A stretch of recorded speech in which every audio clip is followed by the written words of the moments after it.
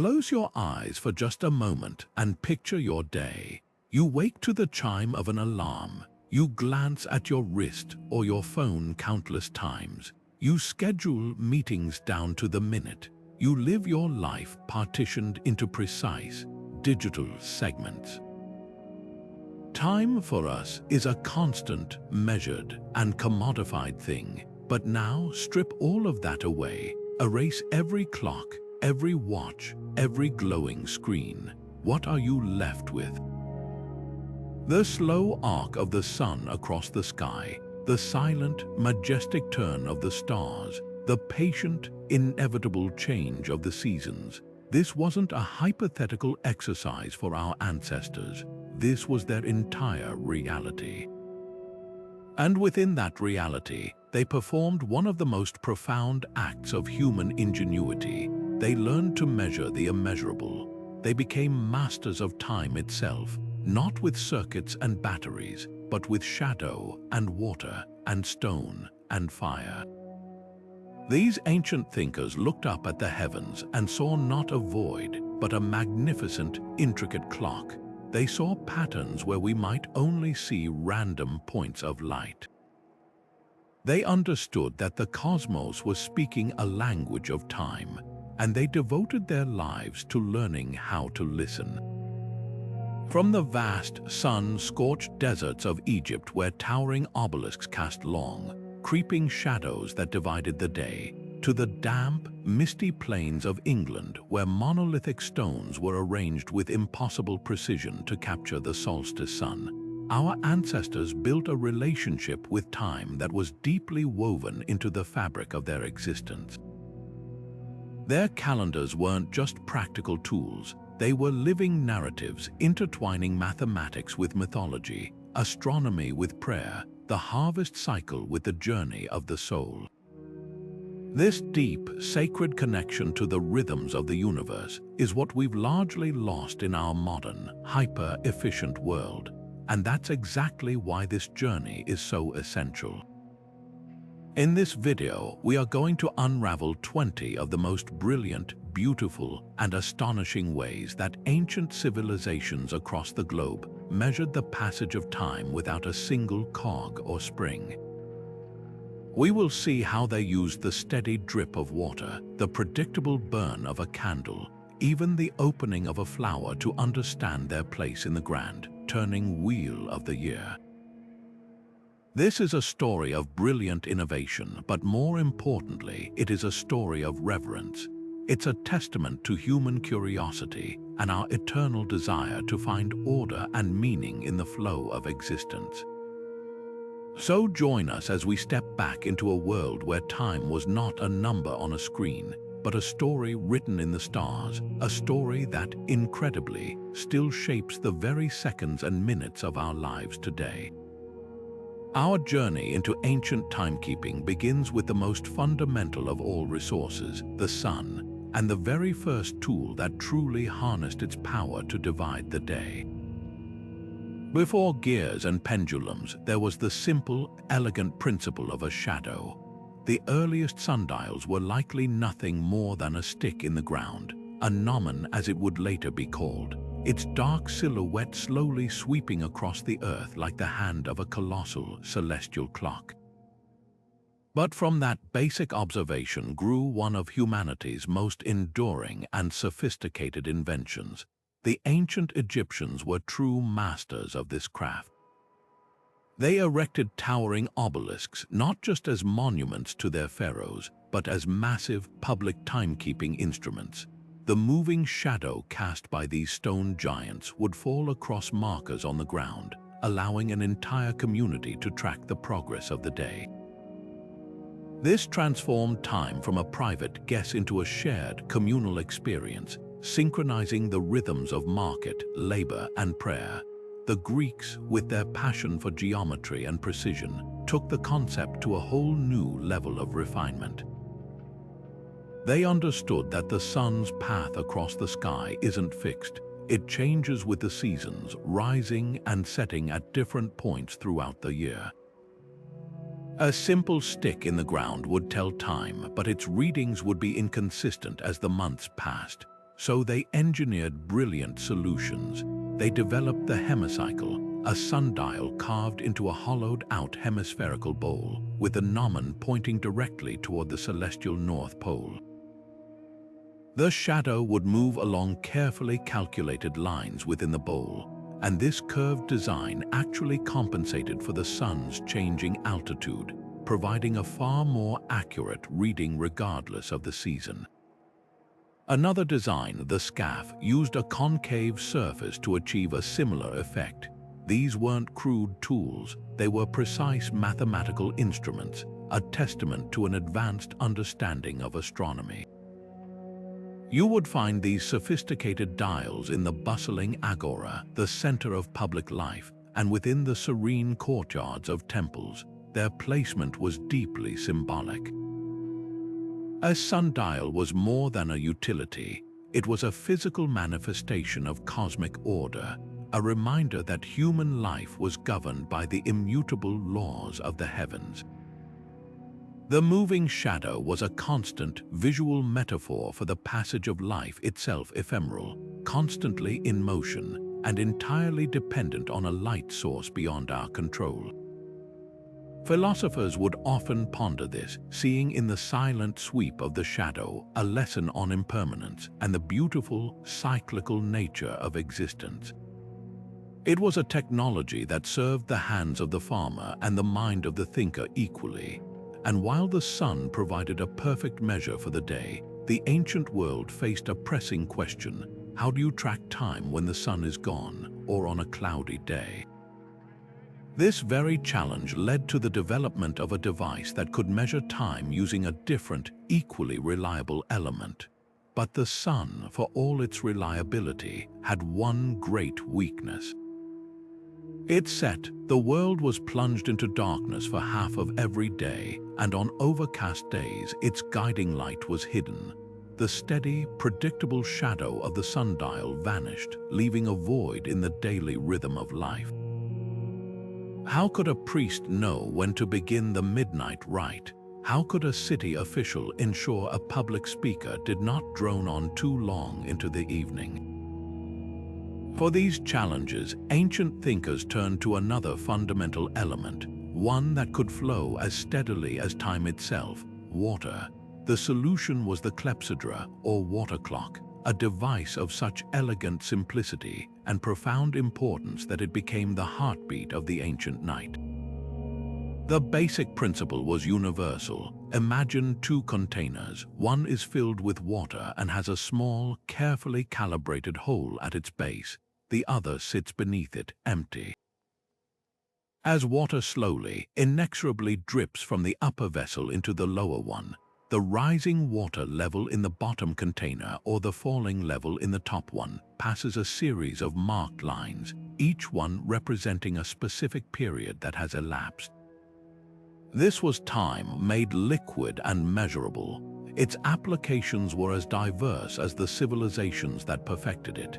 In ancient Egypt, clepsydræ were found in burial chambers. Their silent, endless drip meant to symbolize the eternal passage of time in the afterlife. But they had fiercely practical daytime uses as well. Egyptian astronomers used them through the night to track the hours for their celestial observations, creating a vital link between the flow of water and the movement of the stars.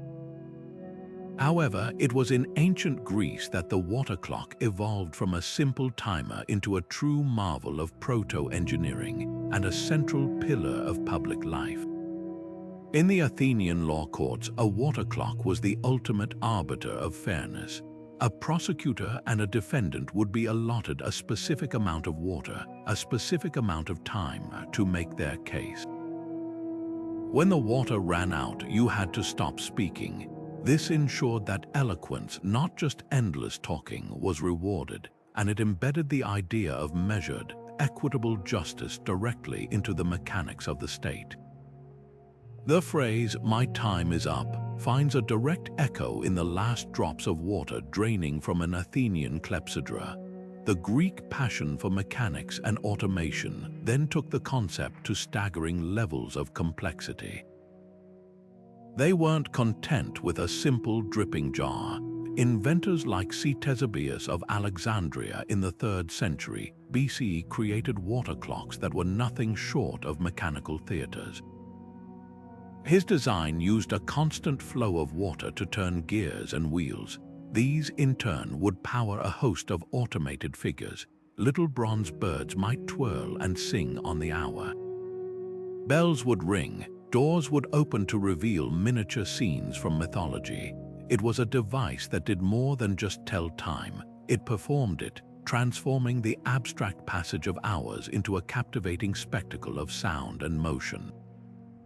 This was a breathtaking leap in thought, a direct precursor to the intricate clockwork that would define the Renaissance centuries later. Beyond the courtroom and the spectacle, the water clock held a deep philosophical weight. Where the sundial connected time to the heavens, the clepsydra connected it to the earth and to the human condition. The steady, unstoppable drip of water became the perfect metaphor for time itself, constant, flowing, and impossible to hold back. Philosophers saw in it a lesson on change, on the Heraclitean idea that you cannot step into the same river twice, for the water has moved on just as the moment has passed. It spoke to continuity, as the cycle of filling and emptying could, in theory, go on forever. Yet it also spoke to the finite nature of our own existence, as the upper vessel would eventually run dry. The water clock made the philosophy of time tangible. You could hear its rhythm, you could see its progress, and you understood, in a very visceral way, that your own hourglass was steadily draining. This ingenious device conquered the night and gave structure to the unseen hours, but humanity's gaze was also fixed on a brighter, slower celestial rhythm that governed the tides, the harvest, and the very fabric of myth. While water could be measured and sunlight could be cast in shadow, ancient cultures looked to the heavens for a rhythm that felt even more intimately connected to life on Earth, the gentle, predictable pulse of the moon. Its silent, cyclical dance from dark new crescent to brilliant full orb and back again provided a ready-made celestial metronome that was visible to everyone, everywhere. This 29-and-a-half-day cycle became the very bedrock of timekeeping for countless civilizations, weaving the lunar calendar into the deepest fabric of agricultural, religious, and social existence.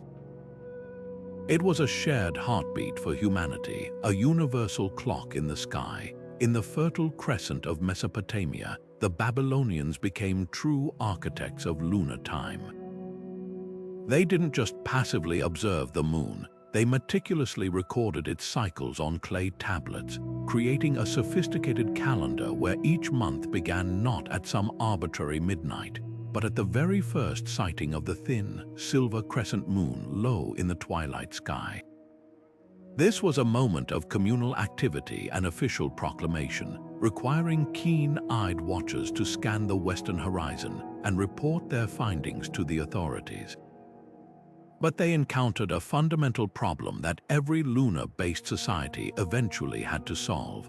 12 of these moon cycles only add up to about 354 days, falling more than 11 days short of the 365-and-a-quarter-day solar year that governs the seasons. If left unchecked, your calendar would slowly slip through the seasons, and a festival meant to celebrate the spring harvest might eventually find itself taking place in the dead of winter. The Babylonian solution was a stroke of administrative and astronomical genius, intercalation. They would periodically insert an entire extra month into their calendar, a 13th moon, to forcefully nudge their lunar count back into alignment with the solar cycle and keep the rhythms of their society perfectly synchronized with the rhythms of the Earth. This lunar framework was so much more than a practical tool. It was the very skeleton upon which the body of culture was built. In ancient Greece, the calendar was a complex tapestry of city-specific lunar months that dictated everything from when to plant barley to when to hold a festival for a specific god. In China, the Lunar New Year remains one of the most important holidays on the cultural calendar, a direct legacy of this ancient timekeeping. The moon governed the sacred and the mundane. It told fishermen when the tides would be highest for launching boats. It told farmers when the nights would be longest and brightest for bringing in the harvest. And it told priests the exact right moment to conduct a ritual to ensure the favor of the gods. Mythologies blossomed from these observations. The moon was often personified as a powerful deity, a moody goddess like the Greek Selene, a wise old man, or a mischievous trickster rabbit, its changing face telling a story of death and rebirth every single month.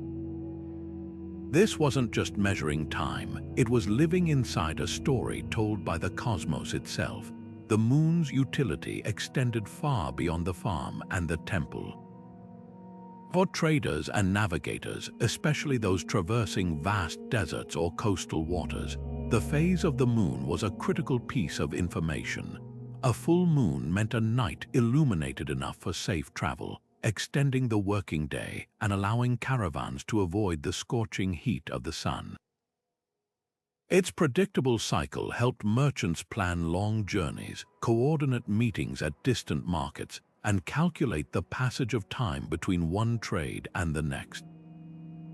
In this way, the lunar calendar facilitated not just survival, but commerce and connection across great distances, proving that this silvery timekeeper was as practical as it was profound.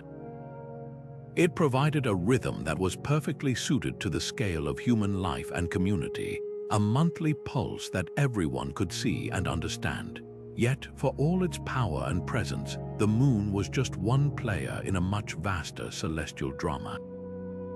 To measure longer arcs of time, to predict the great turning of the ages, or to navigate the trackless expanse of the open ocean, ancient thinkers had to lift their gaze higher, beyond our planet's constant companion, to the fixed and wandering stars.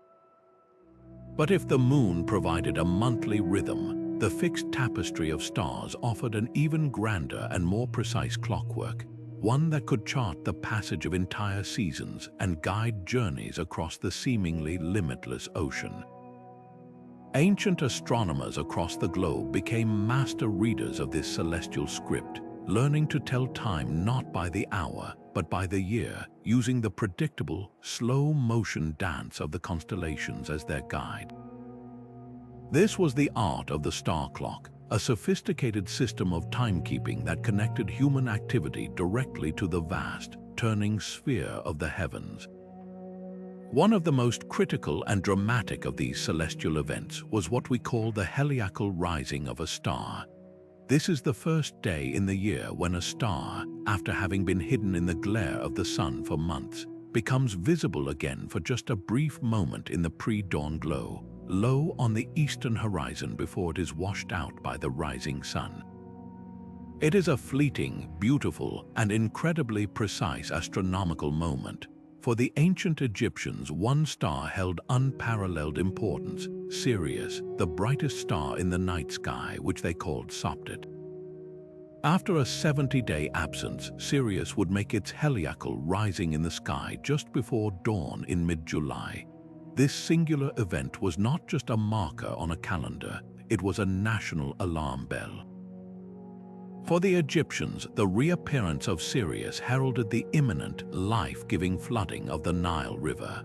Within a few weeks of this celestial event, the river would overflow its banks, spreading rich, fertile silt across the farmland and ensuring another year of abundant harvest. The entire Egyptian civilization, its economy, its survival, was built upon this annual cycle. The heliacal rising of Sirius was their New Year's Day, a moment of immense religious significance and practical necessity, perfectly demonstrating how a deep understanding of the stars was literally a matter of life and death. Their calendar was so finely tuned to this event that it is considered the first solar calendar in history, a stunning achievement born from generations of meticulous observation. This practice of using stars as seasonal markers was a global phenomenon. In the Americas, the Pawnee people of the Great Plains built their earth lodges with an opening aligned to the morning rise of the star group we know as the Pleiades, using its appearance to schedule their annual buffalo hunts and planting ceremonies. Meanwhile, on the vast, open Pacific Ocean, Polynesian navigators performed what might be the most breathtaking feat of celestial timekeeping in human history. With no landmarks in sight for weeks on end, they sailed across thousands of miles of open water by memorizing the star paths. They knew that specific stars would rise and set at fixed points on the horizon, acting like celestial street signs. By knowing which star rose directly over a destination island at a specific time of year, they could steer their voyaging canoes with astonishing accuracy. They weren't just navigating by the stars, they were using the stars as a clock and a compass combined, their entire conception of time and space woven into the starry sky above.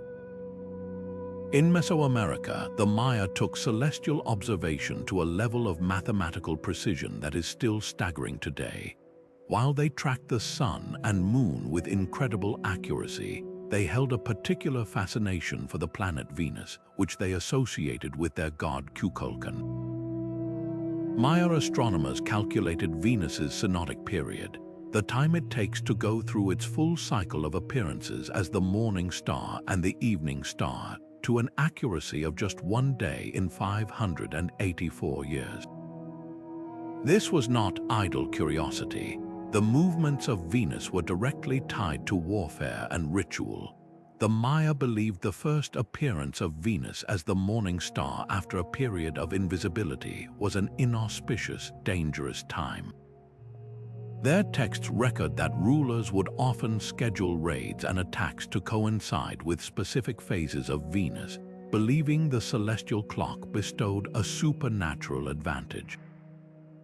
For them, time was not a neutral force. It had a quality, a character, dictated by the gods moving in the sky, and their rituals were precisely timed to align with these powerful cosmic cycles.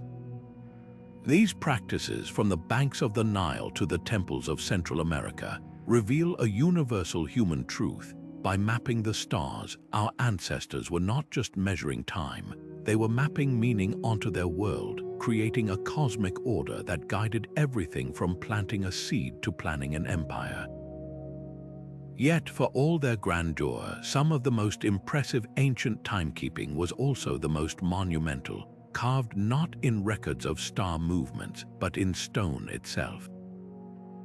While the star clocks of the Maya and the Polynesians represent a breathtakingly broad view of the cosmos, ancient timekeeping also found profound expression in the most grounded and monumental of forms. Rising from the sands of Egypt, these were not intricate instruments held in the hand, but colossal statements of power, faith, and cosmic order carved in solid granite. The obelisk was far more than a simple monument. It was a public utility, a religious icon, and a giant stationary sundial all in one. Imagine standing in the vast courtyard of an Egyptian temple complex 3,000 years ago. The sun is relentless, the air shimmers with heat, and before you stands a single needle-like shaft of stone piercing the blue sky. As the hours pass, you don't need a personal timepiece. All you have to do is watch. The obelisk's shadow, a long, dark finger stretching across the paved stones, moves in a slow, perfect arc. The ground itself is the clock face. Priests and officials, trained in reading these solar movements, could use the shadow's length and position to divide the daylight hours into clear, manageable segments, orchestrating the complex schedule of daily rituals, administrative duties, and market openings that kept the civilization running. This function was inseparable from its profound spiritual meaning. Every obelisk was a sacred object, a petrified ray of sunlight given earthly form. They were known as Tekhenu to the ancient Egyptians, and they were believed to be the dwelling places of the sun god Ra himself. The hieroglyphs that covered all four sides were not mere decoration. They were prayers and invocations carved in stone, telling of the pharaoh's divine right to rule and his connection to the gods. The obelisk's entire purpose was to connect the earth to the heavens. Its pyramidal top, often sheathed in electrum, an alloy of gold and silver, would catch the first and last rays of the sun, blazing like a beacon. This capstone, called a pyramidion, was the point of contact between the human and the divine. Therefore, the moving shadow was not just a measurement. It was the physical trace of Ra's bark, his solar boat, as he made his daily journey across the sky. To track the shadow was to participate in the god's journey, to have your daily life synchronized with the most fundamental cycle of creation. Timekeeping was an act of worship, and worship was structured by time. The placement of these massive structures was also a masterstroke of social engineering. By erecting obelisks in the most public of spaces before temples, in central plazas, along processional avenues, the state made time a communal experience, not a private secret. A farmer coming to market, a scribe heading to the palace, a priest preparing for ceremony, all could glance at the great stone and have a shared understanding of the hour. This created a collective rhythm, a synchronized heartbeat for the entire community. It was one of the earliest and most powerful examples of standardized time, fostering a sense of social order and cohesion that was essential for managing a complex society.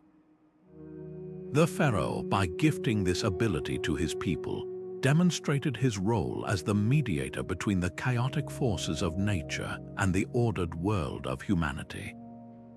He gave them the sun's schedule. The legacy of the obelisk's design is surprisingly long. While later sundials would become more portable and precise with their curved gnomons and engraved hour lines, the fundamental principle remained the same, a stationary object casting a moving shadow.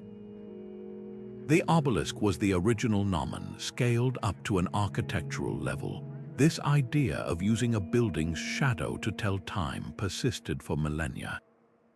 Medieval cathedrals sometimes had noon marks carved into their floors, where a sliver of light from a specific window would fall at exactly midday.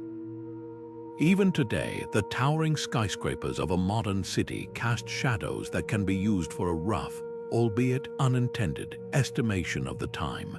The obelisk's most direct descendants, however, are the countless public sundials that graced European town squares and gardens for centuries, all following the same ancient principle first mastered on a monumental scale along the Nile.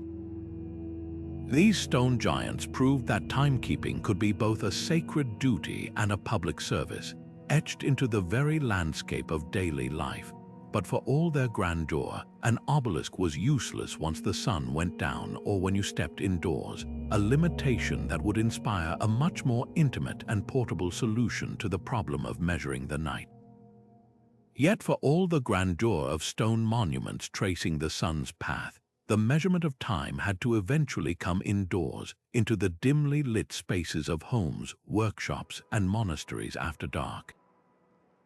The challenge was no longer one of astronomy or public spectacle, but of personal, private necessity. How could you know when to change the watch on a long, clouded night?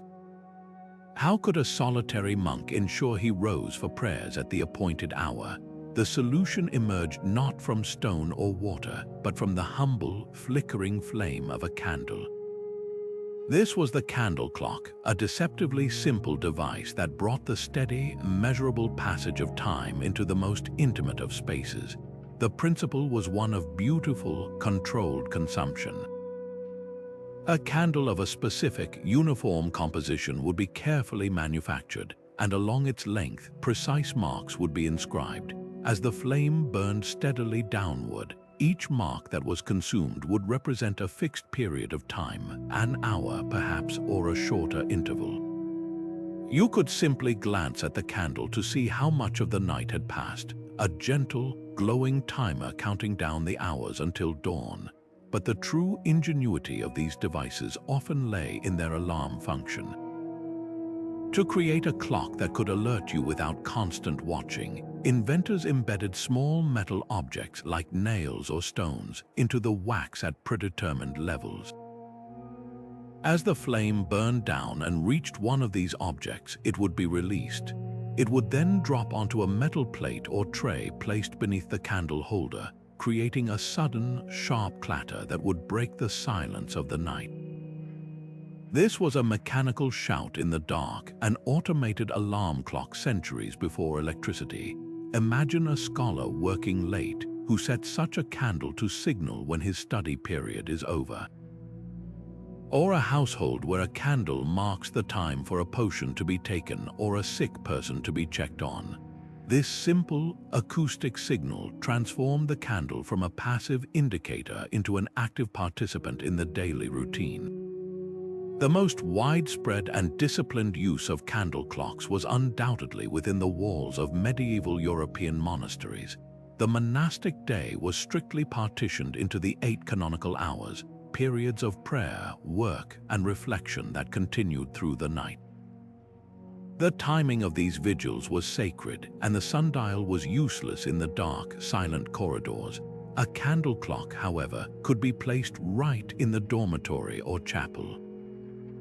A designated brother, the horologist, would be responsible for ensuring the candles were of correct quality and composition, lighting a new one as the old one guttered out, and of course, responding to the clatter of the embedded weight that signaled it was time to rouse the community for matins or lauds.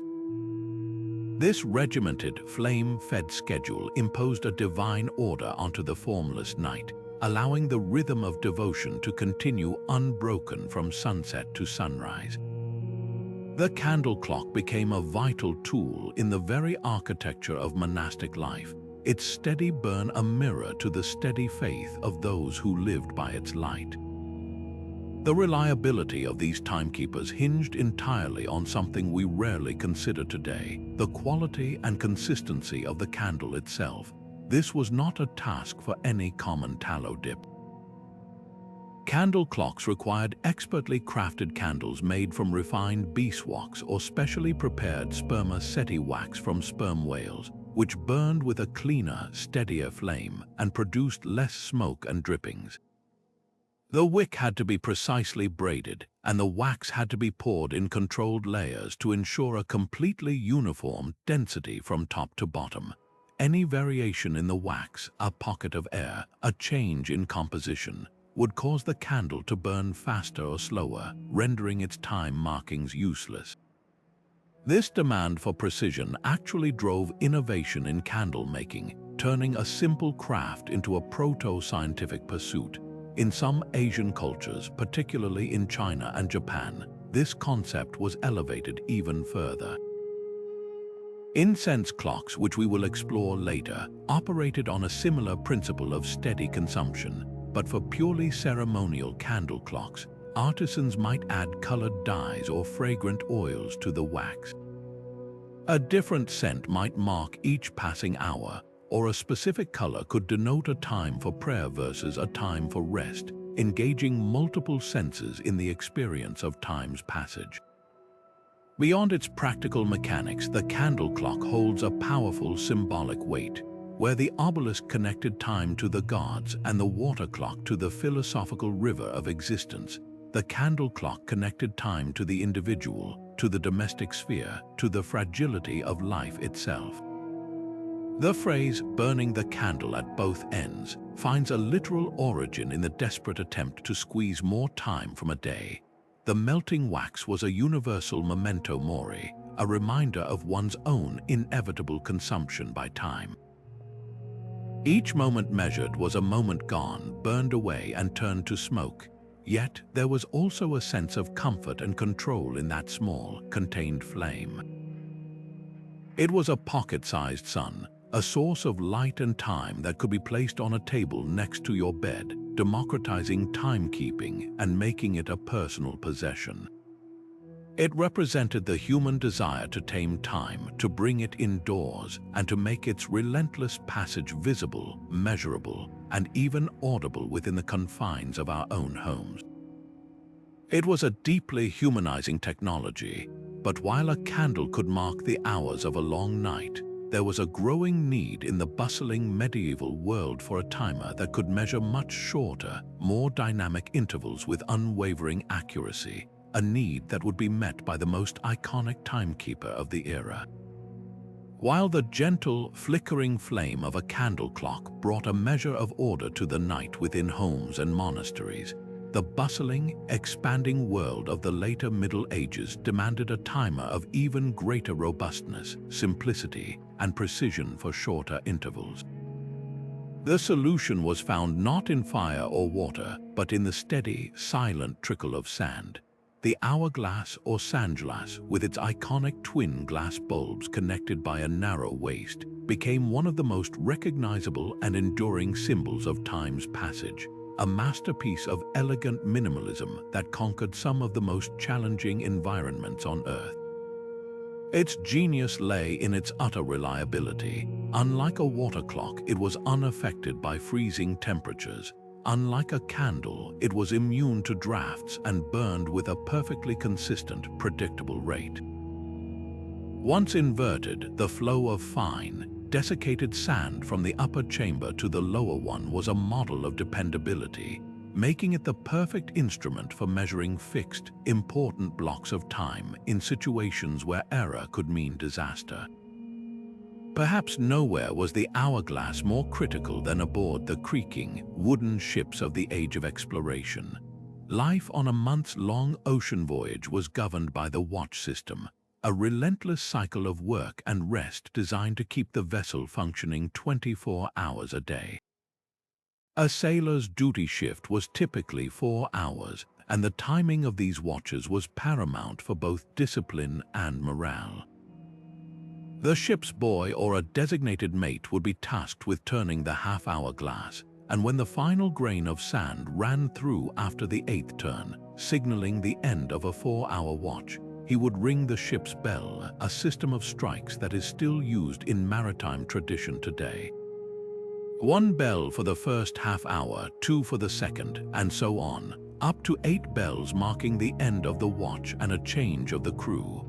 This rhythmic, sand-fed cadence was the heartbeat of the ship, a tiny, contained desert ensuring order and coordination in the trackless expanse of the open ocean.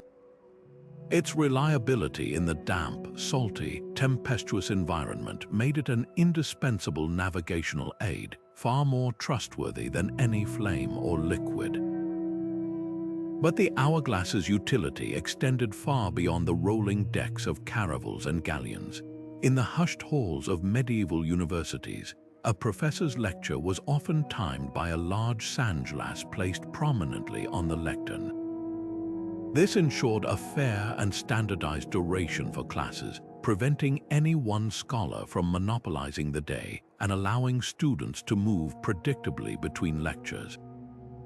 In the sacred space of the church, sunglasses were used to time sermons, ensuring the priest did not test the congregation's patience unduly. Even in the secular world, they found a place.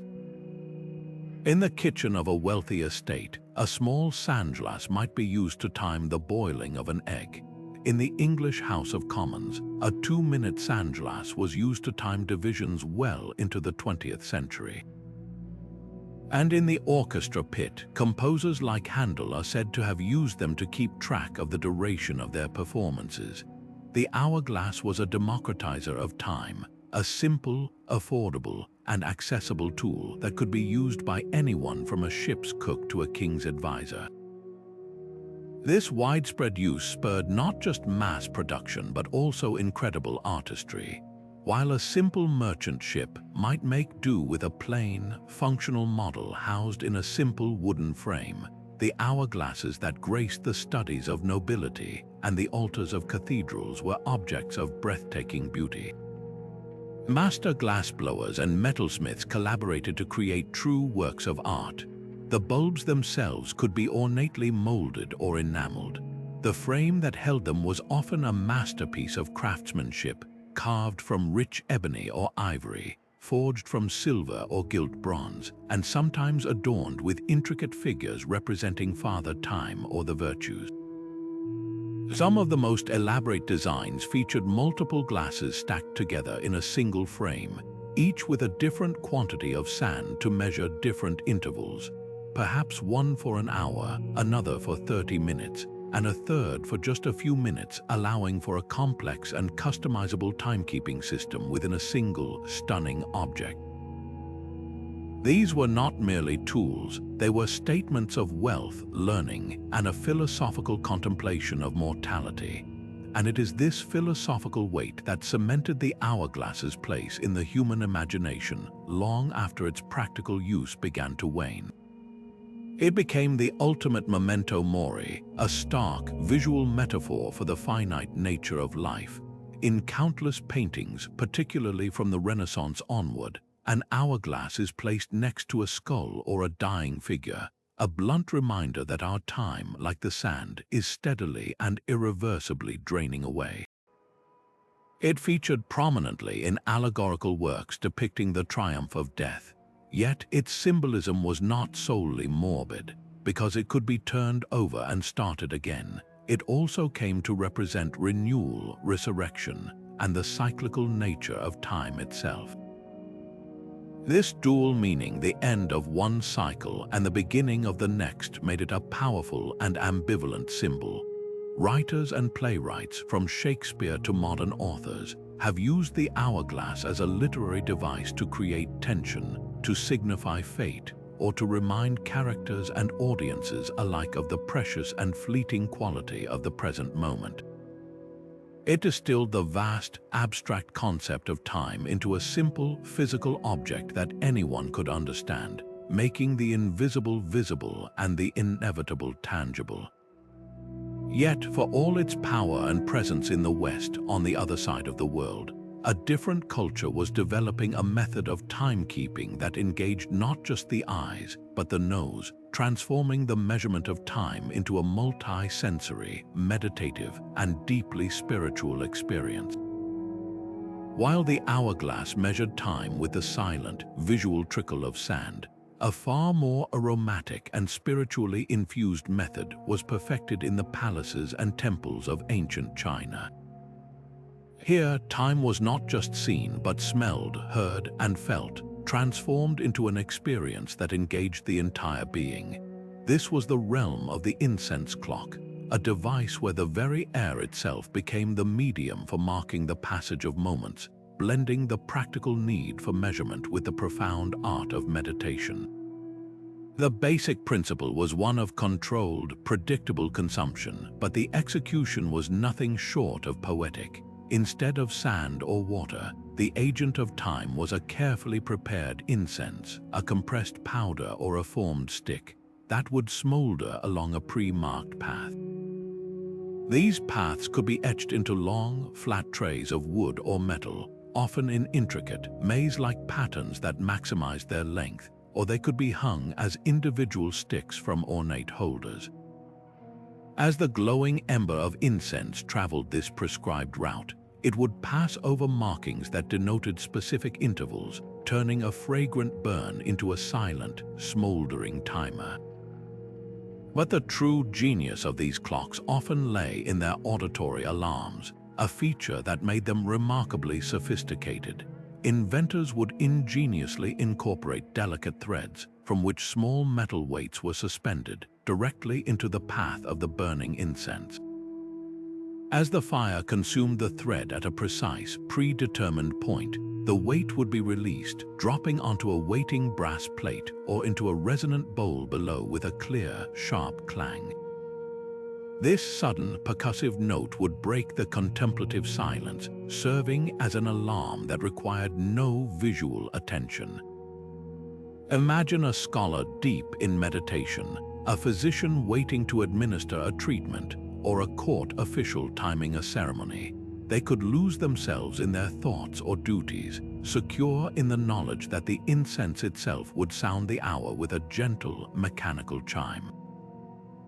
This fusion of fire and sound created a timekeeping system that was both automated and deeply integrated into the flow of daily ritual. The choice of incense itself was a critical and deeply intentional aspect of this practice. This was not a matter of simply finding a substance that burned evenly, though that was essential. The selection of fragrances was a science and an art, directly tied to the time being measured. A different scent might be chosen for each hour of the day, creating a fragrant schedule that one could literally follow by nose. A light, energizing sandalwood might mark the morning hours, a purifying lotus could signify midday, and a deep, calming musk might be reserved for the evening, aiding in the transition into night and rest. Furthermore, the incense could change with the seasons. The bright, floral notes of cherry blossom might be used in the spring, while a spicy, warming cinnamon would be burned during the cold winter months. This practice wove the measurement of time directly into the sensory experience of the natural world, making the clock not an external imposition, but an internal rhythm guided by scent. The very act of checking the time became a moment of mindfulness, a pause to inhale and recognize both the hour and the season. This holistic approach is what truly distinguishes the incense clock and reveals a fundamentally different philosophy of time. In many Eastern traditions, particularly within Taoism and Buddhism, time is not a linear force to be battled and segmented, but a cyclical, flowing aspect of a unified existence. The incense clock did not separate timekeeping from spirituality. It was the physical manifestation of their union. The slow, steady burn represented the gradual path to enlightenment. The rising smoke symbolized prayers ascending to the heavens.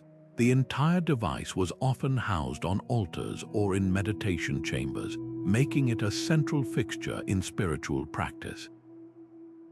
To use an incense clock was to participate in a ritual, to acknowledge that each moment was infused with potential meaning, and that the passage of time itself was a sacred journey. It was a tool that measured not just hours but presence, encouraging the user to be fully aware of the current moment as it unfolded, fragrantly and inexorably, into the next. This elegant technology demonstrated that time could be understood not as a master to be obeyed, but as an environment to be inhabited, a sensory landscape to be appreciated fully with every passing, perfumed moment. Yet, for all their sophistication, these crafted instruments still represented a human-made system. Long before obelisks cast their first shadows or incense first smoldered in a tray, humanity's first and most universal timekeepers were all around them, living and breathing within the natural world. Long before the first obelisk was quarried or the first water clock dripped, humanity's most reliable and widespread timepieces were not built with hands, but born of the earth itself. This was a living clock, a symphony of cues written into the very fabric of the natural world, a system that required no invention, only profound observation. Ancient societies cultivated a deep, intimate dialogue with their environment, learning to read the schedules of creatures and the rhythms of plants as clearly as we read numbers on a screen.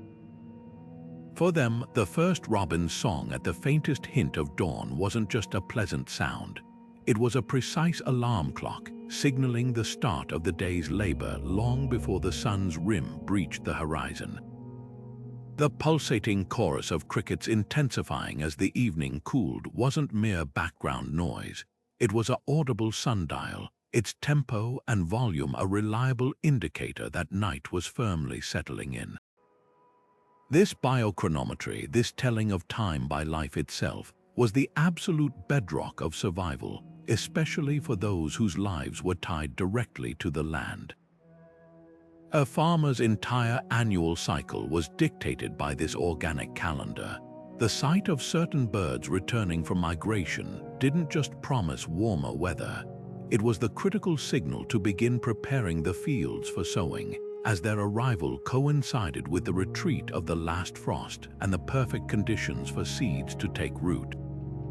The specific blooming of a wildflower, like the dogwood or the trillium, was a more trustworthy indicator for planting corn or beans than any date scratched on a tablet.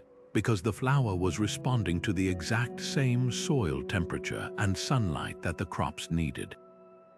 Even the behaviors of insects were vital. The emergence of specific caterpillars or the swarming of certain beetles would tell a vineyard keeper exactly when to expect the first buds on the vines, allowing them to prepare for pests or plan the harvest months in advance. This was a system of breathtaking accuracy, refined over countless generations, where a mistake in reading a natural sign could mean a season of failed crops and hardship. For hunters and gatherers, this knowledge was equally precise and even more dynamic. Their schedule was written in the footprints and flight patterns of the animals they relied upon. The annual migration of vast herds of caribou or bison was not a random event. It was a predictable, seasonal clock that entire cultures would set their year by. Tribes would know, through oral history and careful observation, the exact week to break camp and move to traditional hunting grounds because the geese were flying south in a specific formation, or because the salmon had begun their arduous journey upstream to spawn. The behavior of predators was also a key indicator. A sudden increase in the activity of foxes or wolves might signal that a large herd was on the move nearby, creating a fleeting opportunity that had to be seized immediately. This wasn't a vague guesswork. It was a complex science of phenology, the study of cyclic natural events that allowed humans to be in the right place at the exact right time, harmonizing their movements with the great, pulsing rhythm of the animal kingdom. This method of timekeeping demanded something far deeper than casual observation. It required a complete immersion in and understanding of a local ecosystem. An elder teaching a child wouldn't just point out a bird. They would explain which tree it nested in, what its song sounded like in the rain versus the sun, and which berry would ripen 2 moons after that bird's eggs hatched. This knowledge was a living library passed down through stories, songs, and daily practice, connecting each specific natural event to a web of others. It fostered a relationship with the environment based not on dominance, but on reciprocity and respect. You listened to the world because the world was telling you everything you needed to know to survive and thrive. This organic system highlights an adaptive intelligence that is often overlooked, a brilliance not of engineering, but of ecological integration. It reveals a way of being in which humans were not separate from nature's clock, but were active, listening participants in its endless, beautiful cycle. This deeply ingrained connection to the Earth's rhythms provided a magnificent macro-scale understanding of time, from the daily dawn chorus to the annual migration. But to capture the precise mathematical passage of the nightly hours, to fix a moment in the absolute vastness of the cosmos, ancient thinkers needed to turn their gaze upward once more, developing tools of astonishing accuracy to measure the heavens themselves. Yet for all the profound knowledge gained from observing animal migrations and blooming flowers, this organic clock had its limits. It could tell you the season or the approximate hour, but it could not pinpoint the exact moment of a star's rise or the precise depth of the night with the mathematical certainty required for advanced astronomy and state religion. To achieve that level of accuracy, to fix their ceremonies and their calendars to the absolute framework of the cosmos, the ancient Egyptians developed an instrument of breathtaking simplicity and power, the merkhet. This was not a massive stone monument, but a precision tool held in the hands of a skilled priest astronomer, a device that allowed them to map the night sky with geometric certainty. The typical merkhet set consisted of 2 main components: a central, palm-sized sighting tool, often made of wood or bone with a narrow notch cut into it, and a simple plumb line, a string with a weighted bob that would always point directly toward the Earth's center. Used in pairs by 2 observers, These humble tools became the keys to unlocking the secrets of sidereal time as measured by the fixed stars. The procedure was a masterpiece of applied geometry. An astronomer known as a horologer or hour watcher would set up one merkhet, aligning its sighting bar with a designated reference star, while a colleague would do the same with another star or a different point in the sky. The most critical alignment of all was with the North Star, which the Egyptians knew as both a circumpolar star that never set. By carefully sighting this anchor point and using the plumb line to ensure their instrument was perfectly level with the true horizon, they could establish an absolute meridian line, a true north-south axis right there on the temple roof. This was a foundational act of surveying that anchored their entire cosmic worldview to an immutable celestial pole. Once this baseline was established, they could then track the transit of other stars across this imaginary line.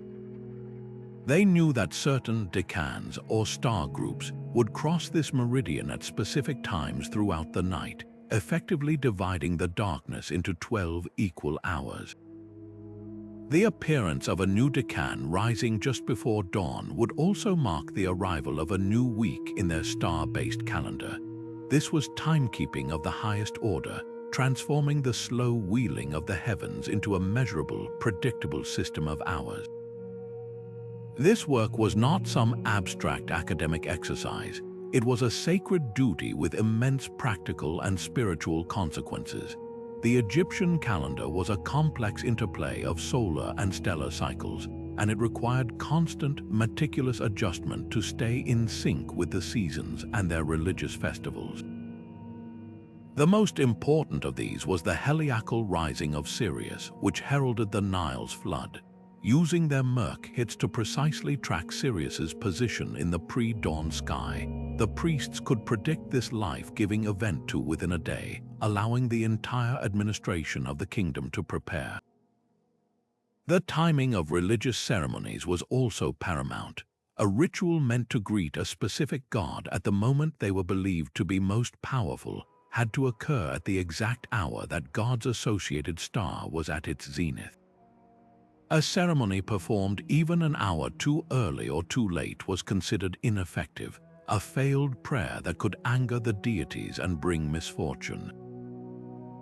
The merkhet, therefore, was more than a scientific instrument. It was a direct line of communication with the divine, a tool that ensured the cosmic order, or mat, was maintained on Earth through perfectly timed ritual. The Egyptian approach, while sophisticated, was part of a broader global tradition of merging astronomy with practical geometry for timekeeping. Across the Mediterranean, the ancient Greeks were developing their own tools that shared a common ancestry with the merkhet. The dioptra, for example, was a more complex sighting instrument used for both land surveying and astronomical observations. While primarily a tool for measuring angles, its principles for aligning with stars were directly comparable. More significantly, the Greek armillary sphere, a model of the celestial globe with rings representing key circles like the equator and the ecliptic, can be seen as a three-dimensional evolution of the concepts embedded in the simple merkhet. These devices were the direct precursors to the astrolabe, the magnificent star-taker that would become the quintessential astronomical instrument of the medieval Islamic world and Europe. The astrolabe compacted the entire visible sky into a portable, handheld computer of brass, capable of telling the time, calculating celestial positions, and even determining prayer times with astonishing accuracy. This entire lineage of instruments, from the wooden merkhet to the brass astrolabe, represents a continuous thread of human ingenuity, a millennia-long project to capture the motion of the heavens in a framework of mathematics and metal. What these tools ultimately reveal is a fundamental shift in humanity's relationship with the cosmos. The organic timekeeping of bird songs and flower blooms placed humans within nature's rhythm.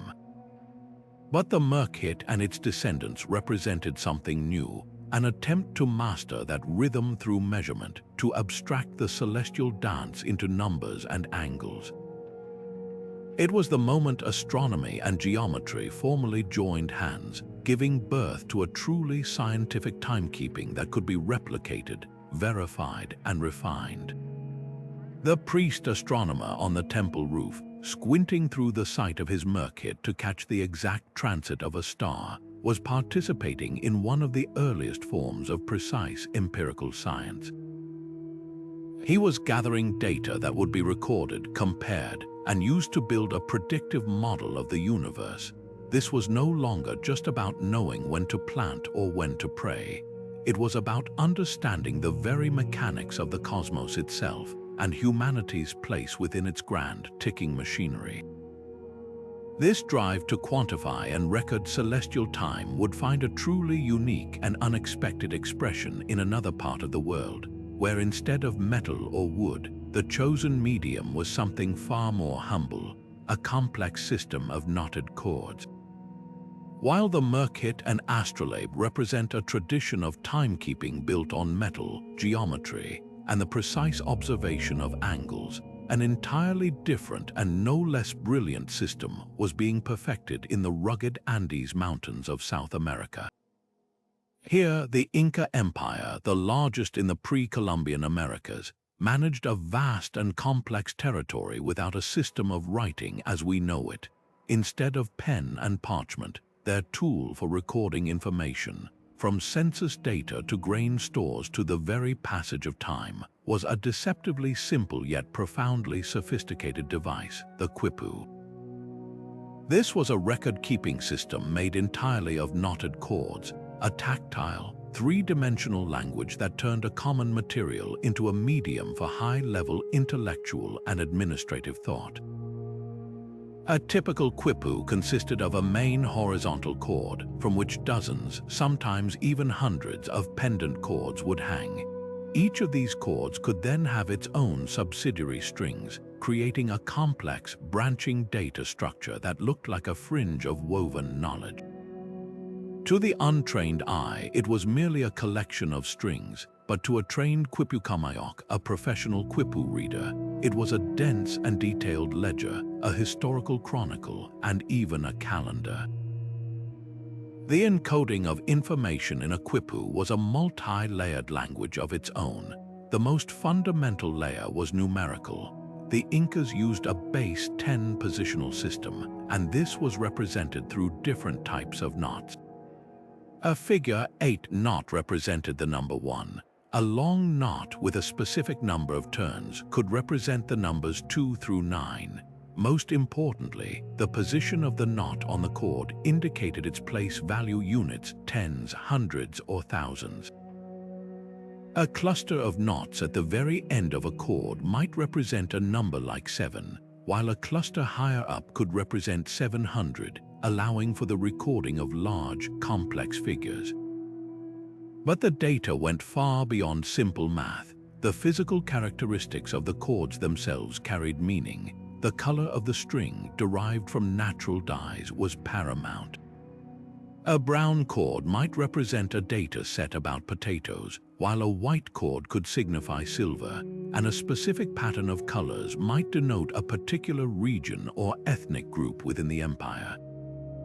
The material mattered too. A cord made of llama wool could mean one thing, while a cord made of cotton could mean another. Even the spin or ply direction of the string, whether it was spun to the left or the right, could modify the information, adding a layer of grammatical nuance to this tactile system. When applied to timekeeping, the quipu became a dynamic and flexible calendar. A skilled quipu kamayok could use these cords to track the intricate cycles that governed Inca life. They recorded the 18-20-day months of their solar calendar, the phases of the moon for their ritual lunar calendar, and the complex interplay between them. A specific set of cords with their unique color and knot combinations could be used to log the dates of important religious festivals, such as the Grand Inti Raymi celebration for the sun god. Another set could meticulously record agricultural data. the optimal planting and harvesting dates for maize in a sacred valley, or the yield from terraced fields at different altitudes tracked over many seasons. This created a historical record that allowed for prediction and planning. They could even note astronomical events like the appearance of a comet or an eclipse, tying these celestial occurrences to the reign of a specific Sopa Inca, thus weaving timekeeping directly into the historical narrative of their civilization.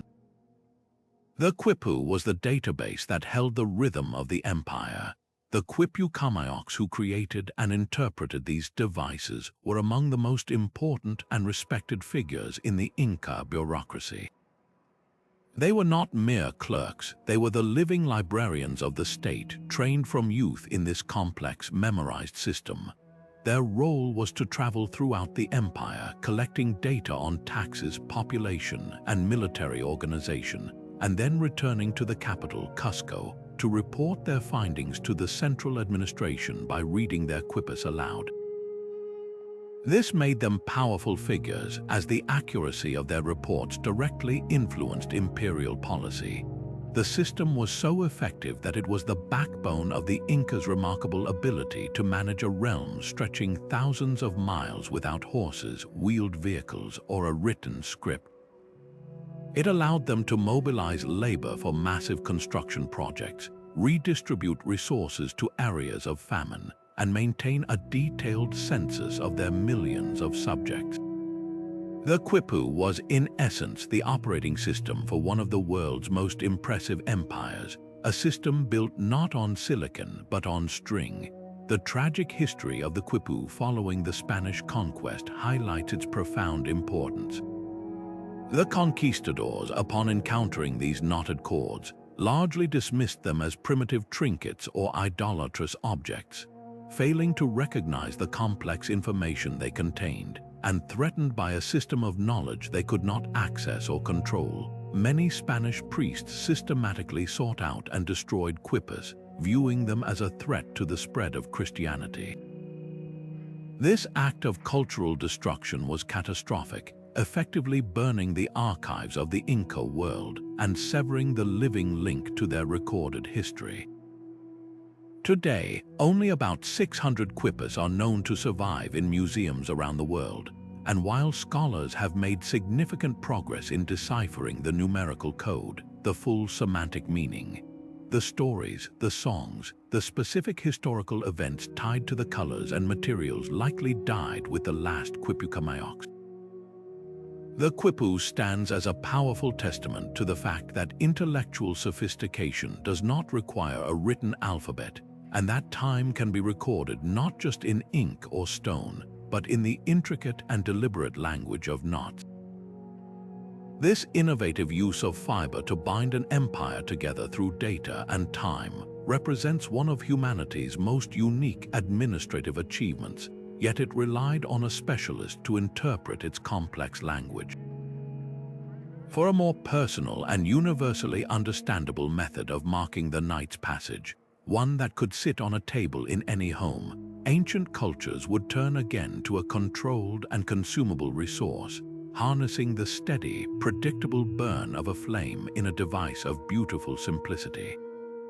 While the grand stone obelisks and complex water clocks served the needs of the state and the temple, the measurement of time also found a deeply personal and domestic expression, one that brought the steady tick of the hours right into the living spaces of ordinary people. In the ancient Mediterranean and Middle East, a common household item was ingeniously repurposed into a humble yet effective timekeeper, the oil lamp. This was not a separate, specialized instrument, but a beautiful fusion of light and time, where the very fuel that pushed back the darkness also served to mark its passage. The principle was one of elegant, visible consumption. A typical oil lamp clock was a ceramic or metal lamp with a built-in reservoir for holding olive oil or another combustible fat. The key innovation was a series of precise markings etched or painted on the side of this reservoir. As the wick burned through the night, the level of the oil would slowly and steadily drop, passing each marking to indicate that another hour of the night had elapsed. You could simply glance at your source of light to see how much of the dark hours remained, transforming a mundane object into a practical clock. The desire for greater accuracy spurred some remarkable design innovations. While a simple marked lamp was useful, inventors sought ways to make the measurement even more precise and easier to read.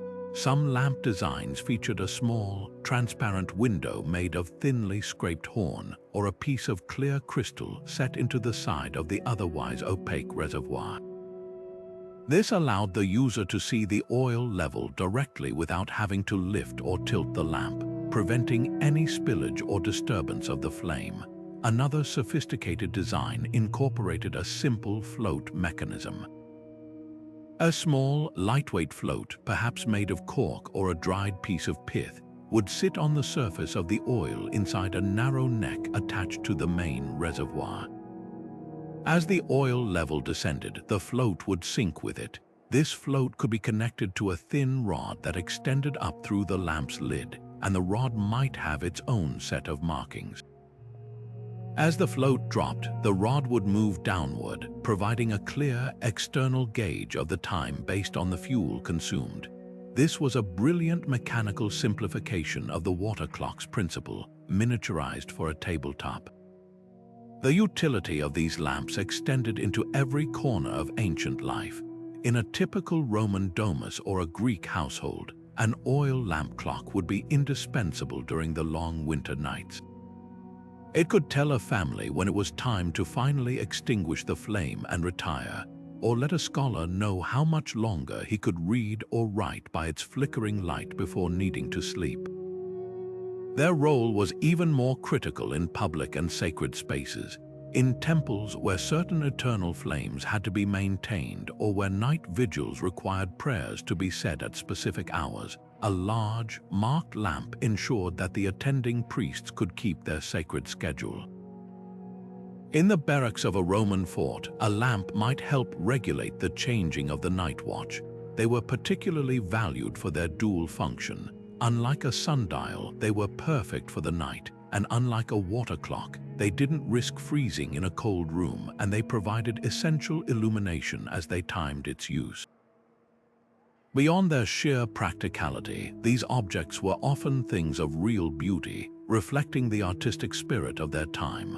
A Greek oil lamp might be glazed with black figures depicting a myth, its time markings integrated subtly into the artwork.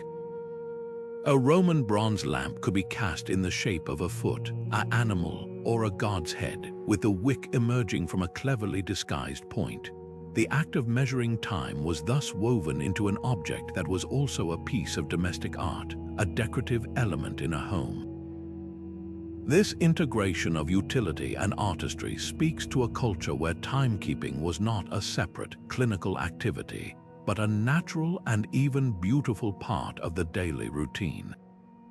The gentle, warm light of the lamp and the slow, sinking level of the oil created a quiet, contemplative way to experience the night hours, a stark contrast to the frantic pace of our modern digital clocks.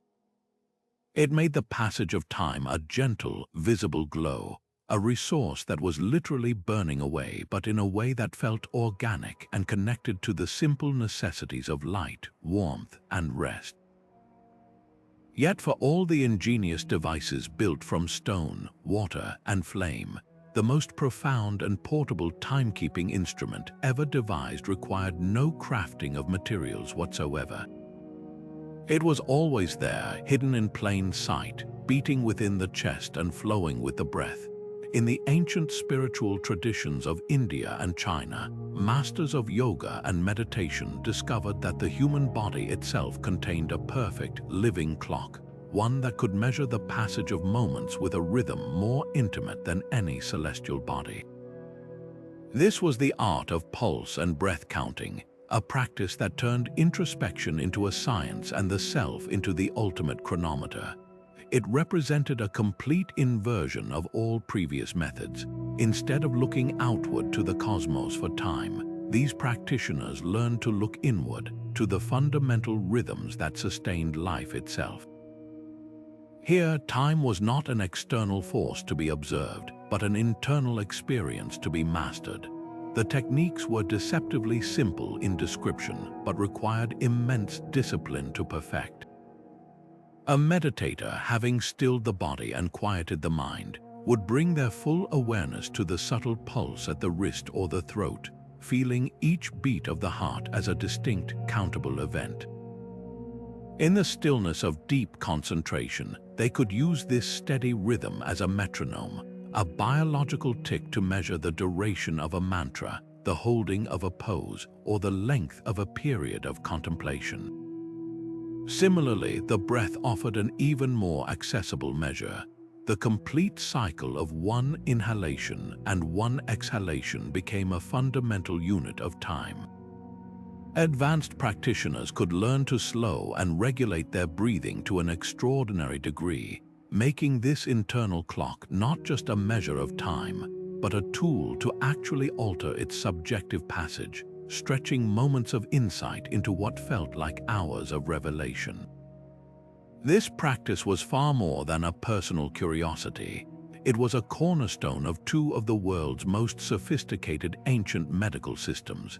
In India, the foundational texts of Ayurveda describe the diagnosis of disease through the careful reading of the pulse, or nadi pariksha.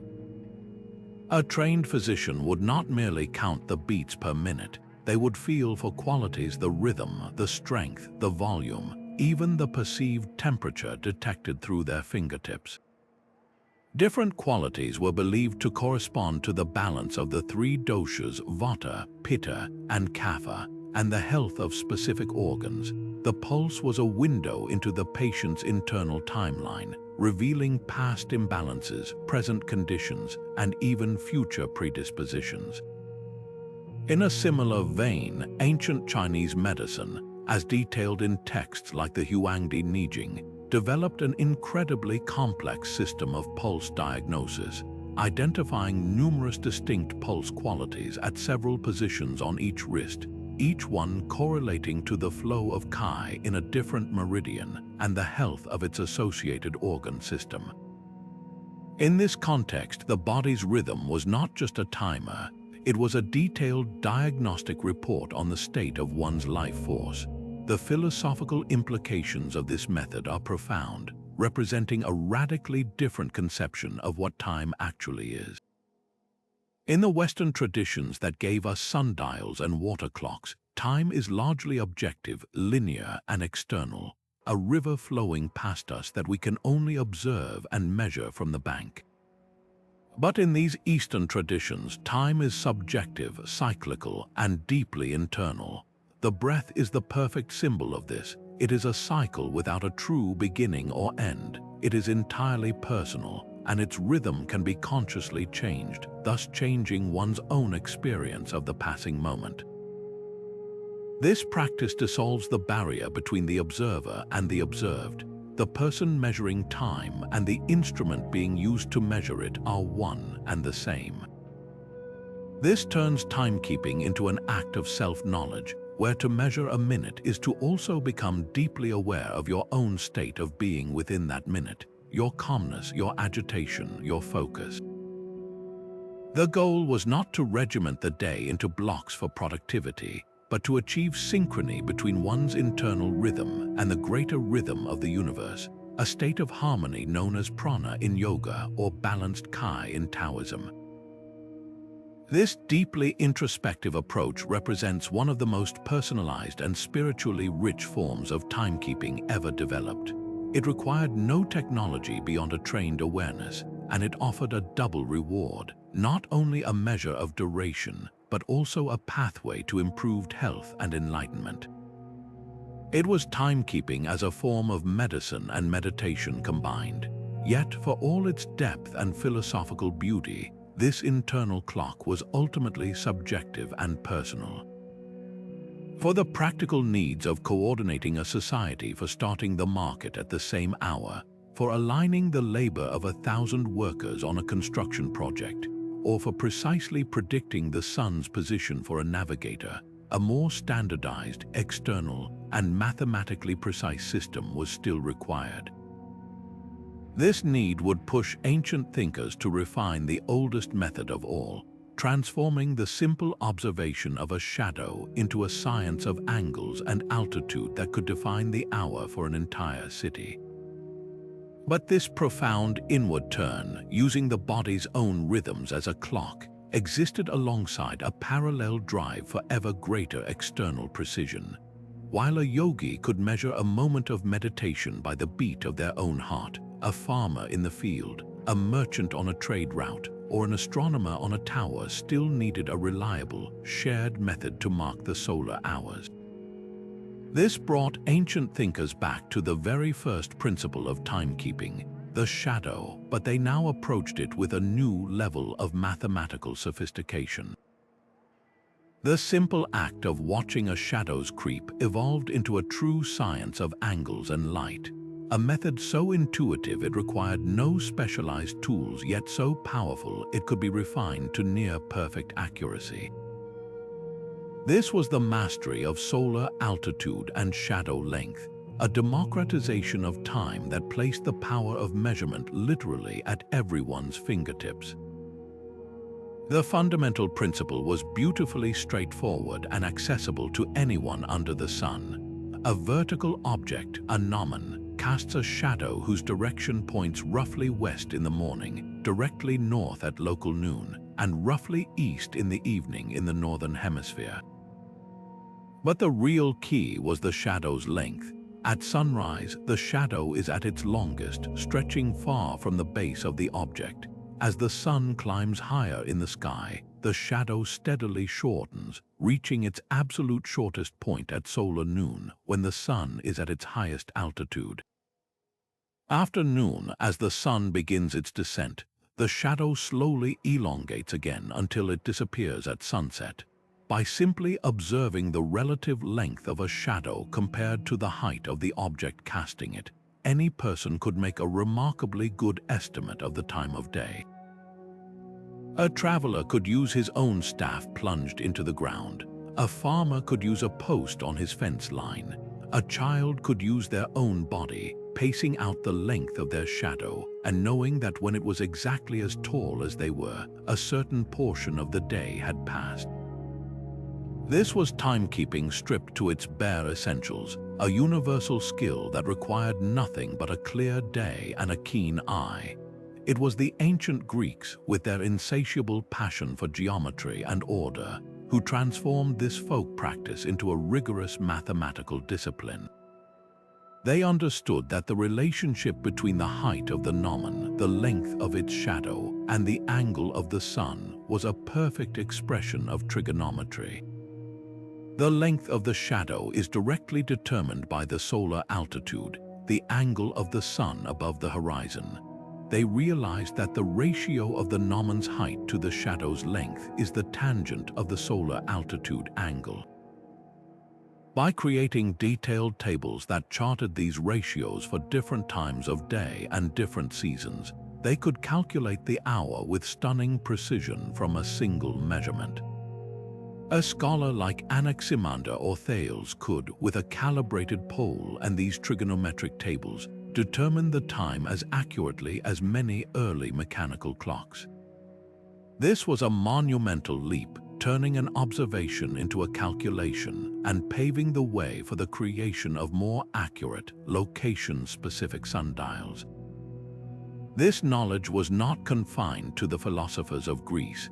It was carried forward and vastly expanded by the brilliant astronomers of the Islamic Golden Age.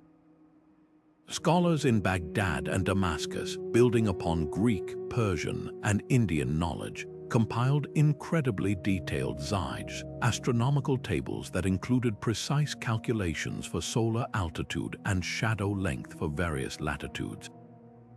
A Persian astronomer like al-Biruni could use these tables and a simple astrolabe to measure the sun's altitude and instantly determine the time for prayer, no matter where he was in the vast Islamic world. This mathematical framework made timekeeping portable and universal. It meant that a standardized system for dividing the day could be applied anywhere on Earth, simply by adjusting the calculations for one specific location. It was the intellectual foundation for global timekeeping, centuries before the concept of time zones was formally adopted. The sheer practicality of this method is what ensured its enduring popularity across millennia and continents. For the vast majority of people throughout history who had no access to elaborate public clocks or expensive personal timepieces, the sun and their own shadow remained the primary timekeepers. A farmer in ancient Rome, a silk merchant on the Asian steppe, and a shepherd in the Scottish Highlands all shared this common knowledge. They knew that the shortening of their shadow meant the morning was advancing, and its elongation signaled the afternoon's decline. It was a skill taught from parent to child, a fundamental part of navigating the day. It required no investment, no maintenance, and no special training beyond the wisdom passed down through generations. This was timekeeping truly of the people, by the people, and for the people, a silent, constant dialogue between humanity and the sun that structured daily life long after more complex technologies had been invented. This widespread reliance on solar geometry highlights a fascinating democratization of knowledge. The complex trigonometric tables were the domain of the elite scholar, but the practical application of their principles was universal. The scholar's precise brass instrument and the farmer's rough-hewn stick were both, in their own way, applying the same mathematical truths. This method bridged the gap between high science and everyday necessity, proving that a deep understanding of the natural world could empower everyone, from the most educated astronomer to the simplest laborer. It demonstrated that time was not a mystery to be unlocked only by priests or kings with complex machinery, but a rhythm written in light and shadow, available for anyone to read. This elegant, mathematical dance with the sun provided a reliable structure for the day, but as humanity's activities grew more complex, stretching into the long, dark hours of the night, a new urgency arose to find a way to segment and measure time through the one element that could conquer the darkness itself. Fire has always been a double-edged sword in the human story, a source of warmth and light, but also a terrifying agent of destruction. Ancient thinkers, in their quest to master time, looked upon this primal force and saw within its consuming nature a strange and powerful predictability. They learned to harness its very appetite, turning the act of destruction into a method of creation, of order. This led to the development of fire clocks, a family of timekeeping devices that used the steady, hungry consumption of a material as their fundamental principle. Unlike the silent shadow of a sundial or the gentle drip of a water clock, the fire clock was a visceral, dramatic timer. You could see its progress in the advancing glow, smell it in the smoke, and hear it in the crackle of its fuel. It was timekeeping you could feel on your skin, a constant, flickering reminder of the transformative power of a moment. One of the most widespread and ingenious forms of this was the knotted rope clock. Used across cultures from medieval Europe to ancient China, its design was one of stark simplicity. A long rope would be tied with a series of evenly spaced knots, and then treated with a substance like pitch or saltpeter to ensure it would smolder and burn at a slow, controlled rate rather than erupt into an open flame. This treated rope would be suspended horizontally, and one end would be lit. The time was measured by the number of knots consumed. On a ship, a sailor on watch might light such a rope, knowing that the voyage between each knot represented a specific fraction of an hour. When the fire reached a certain knot, his watch would be over, and he could wake his replacement. In a monastery, a similar rope could be used to time the long hours of the night between prayer sessions, its slow, glowing advance providing the only light in a silent, stone corridor.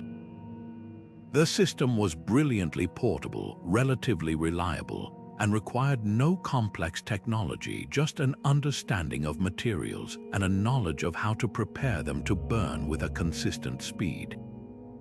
This same principle of calibrated consumption was applied to the candle clock, but with a focus on creating an audible alarm to break the silence of deep concentration or sleep. Beyond simply embedding weights in the wax, some cultures developed far more elaborate fire-based alarm systems. In ancient China, inventors took the concept to a spectacular level of complexity. They would create intricate loops or grids of incense powder on a flat, fire-resistant tray. This powder trail would be the fuse. At critical points along this prescribed path, they would attach small weights with delicate threads.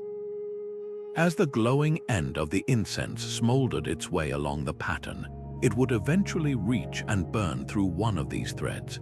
The released weight would then drop, often striking a gong or a drum below with a resounding clang that could signal the change of a watch, the end of a mandated period of study for a scholar, or the precise moment for a shift change in a large imperial workshop.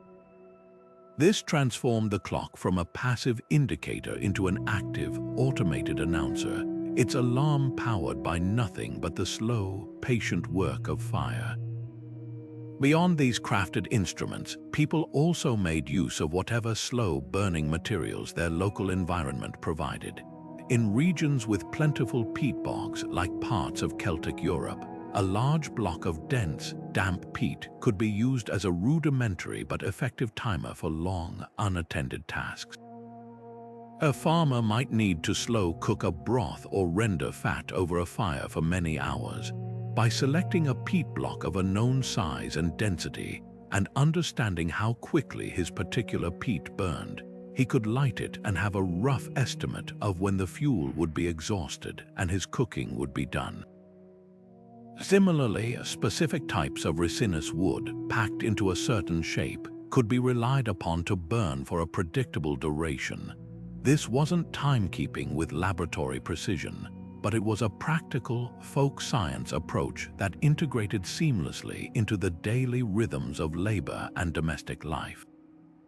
It demonstrated a deep, intuitive understanding of one's environment and its resources, turning blocks of earth and chunks of wood into functional, albeit crude, timekeeping tools.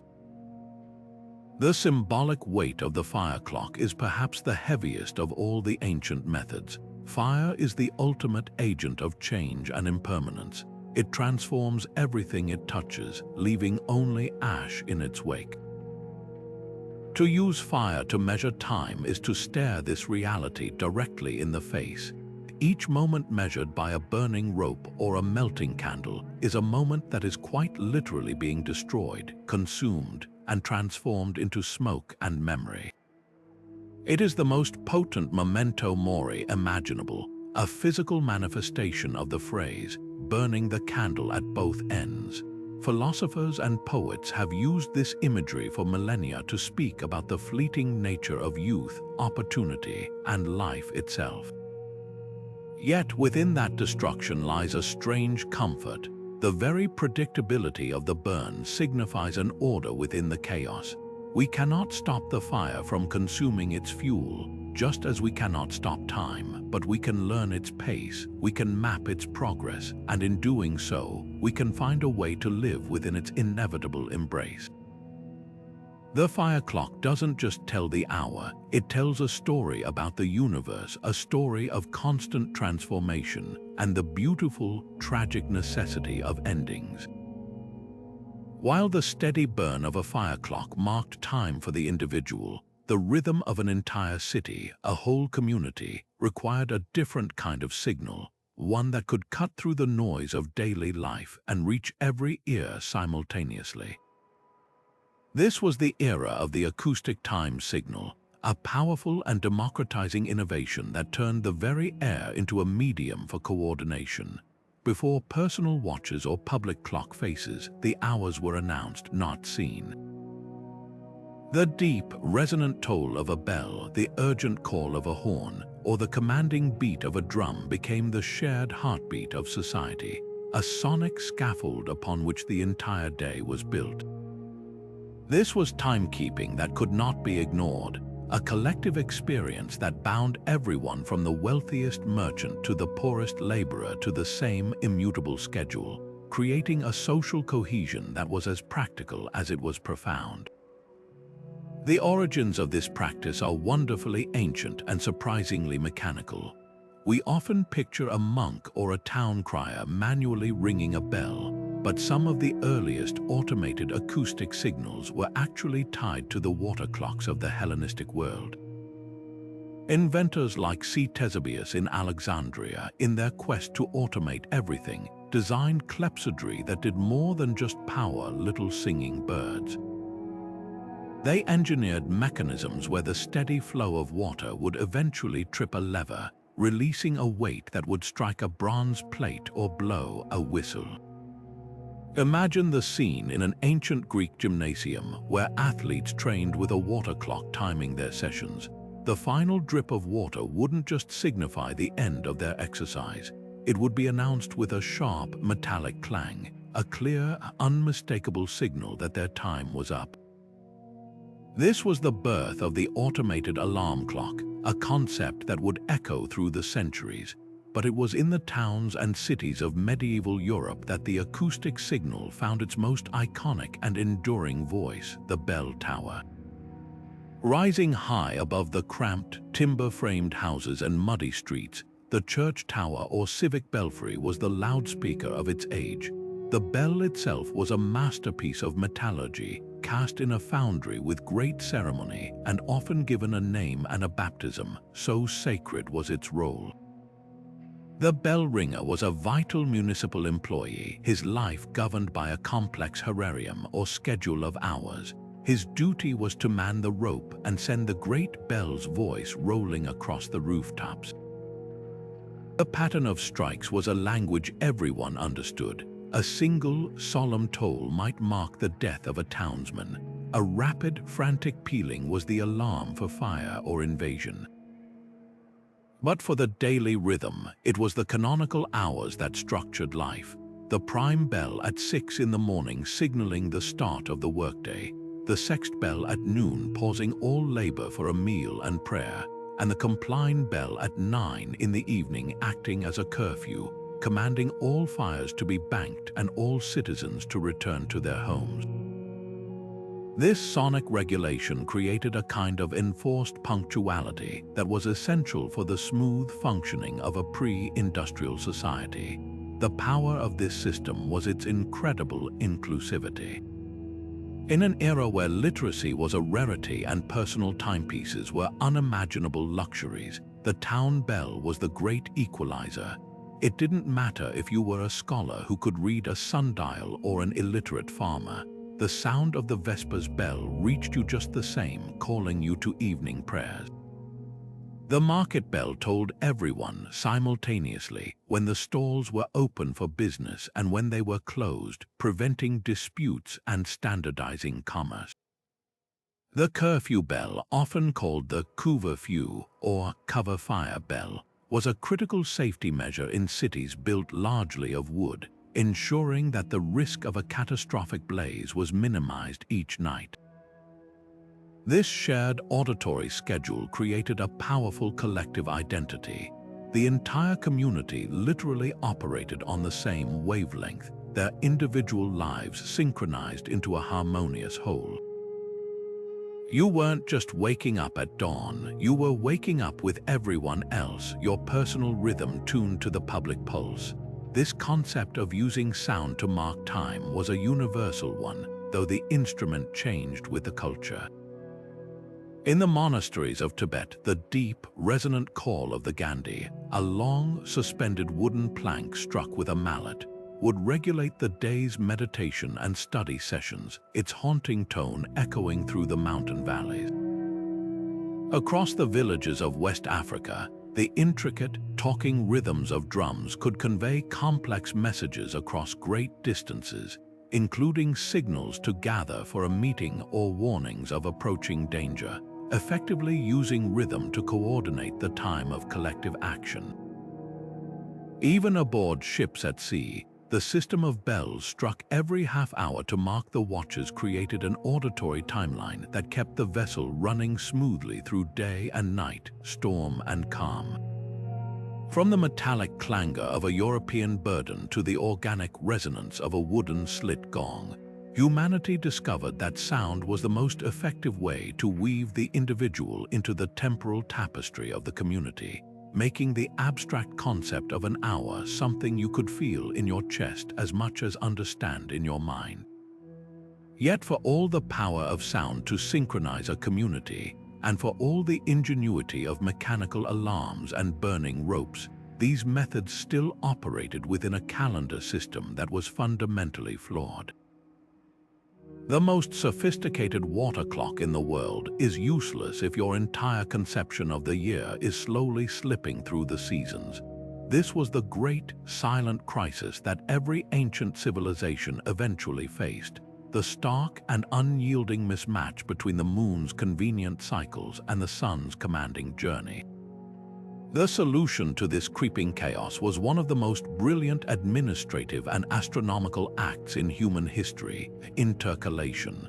This is the deliberate, calculated insertion of extra days or even entire months into a calendar, a periodic correction that forced the stubborn lunar count back into alignment with the reliable solar year.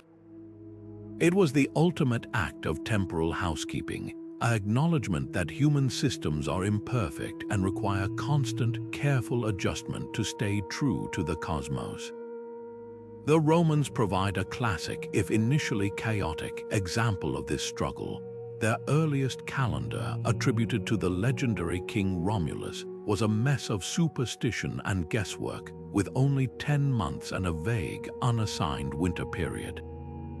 It was constantly falling out of sync with the seasons. Later reforms introduced a 12-month lunar year, but the problem remained. 12 lunar cycles only add up to about 354 days, leaving a deficit of over 11 days compared to the solar year.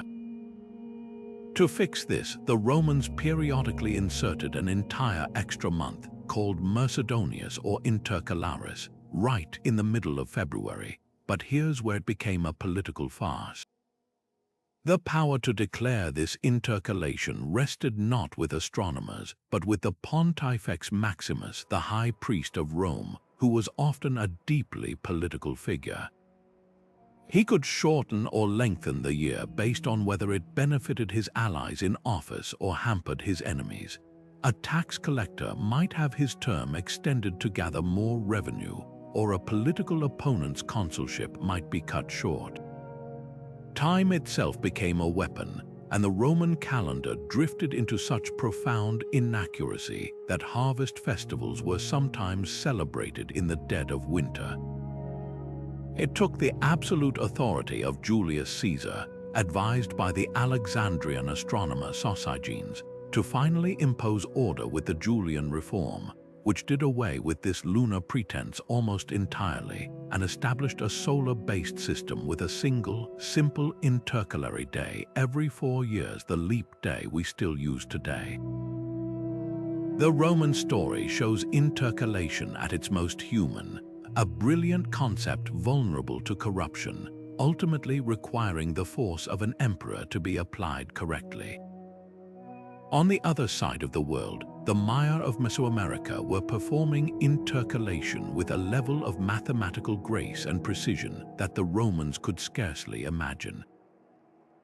Their timekeeping was not a single calendar, but a complex intermeshing of multiple cycles, like breathtakingly intricate cosmic gears turning against one another.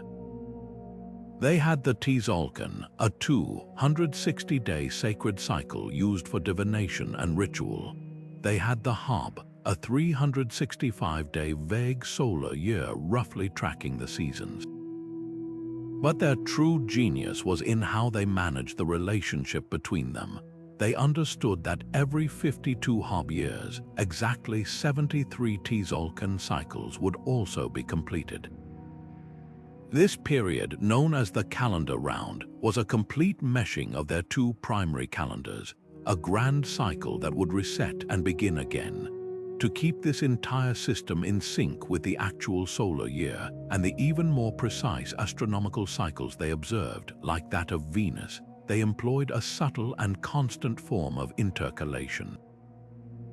While they didn't add leap days in the Roman fashion, their meticulous long count calendar and their astronomical observations allowed them to know exactly how far off their cyclical calendars were from true solar time. This knowledge was embedded into their system, meaning that while a given Hob date might drift slightly from the solstice over a single lifetime, their priests and astronomers could accurately predict its position for millennia. Their intercalation was less about brute force insertion and more about a sublime, understood correction factor woven into the very fabric of their cyclical time. The motivation behind this global effort was never merely bureaucratic accuracy. It was about maintaining the sacred connection between heaven and earth. For the ancient Hebrews, intercalation was a divine commandment to keep their lunar-based festivals in their proper seasons. The Book of Exodus commands that the Passover festival be held in the month of Aviv, which means spring. If they simply followed 12 lunar years, Passover would slowly march through all the seasons. So, a council of sages in Jerusalem would carefully observe the state of the barley crops and the maturity of the spring lambs. If the signs indicated that spring was not yet advanced enough, they would declare a leap year, adding a second month of Adar to push Passover into the correct seasonal window. This ensured that the celebration of liberation from Egypt was always held amidst the renewal and hope of springtime.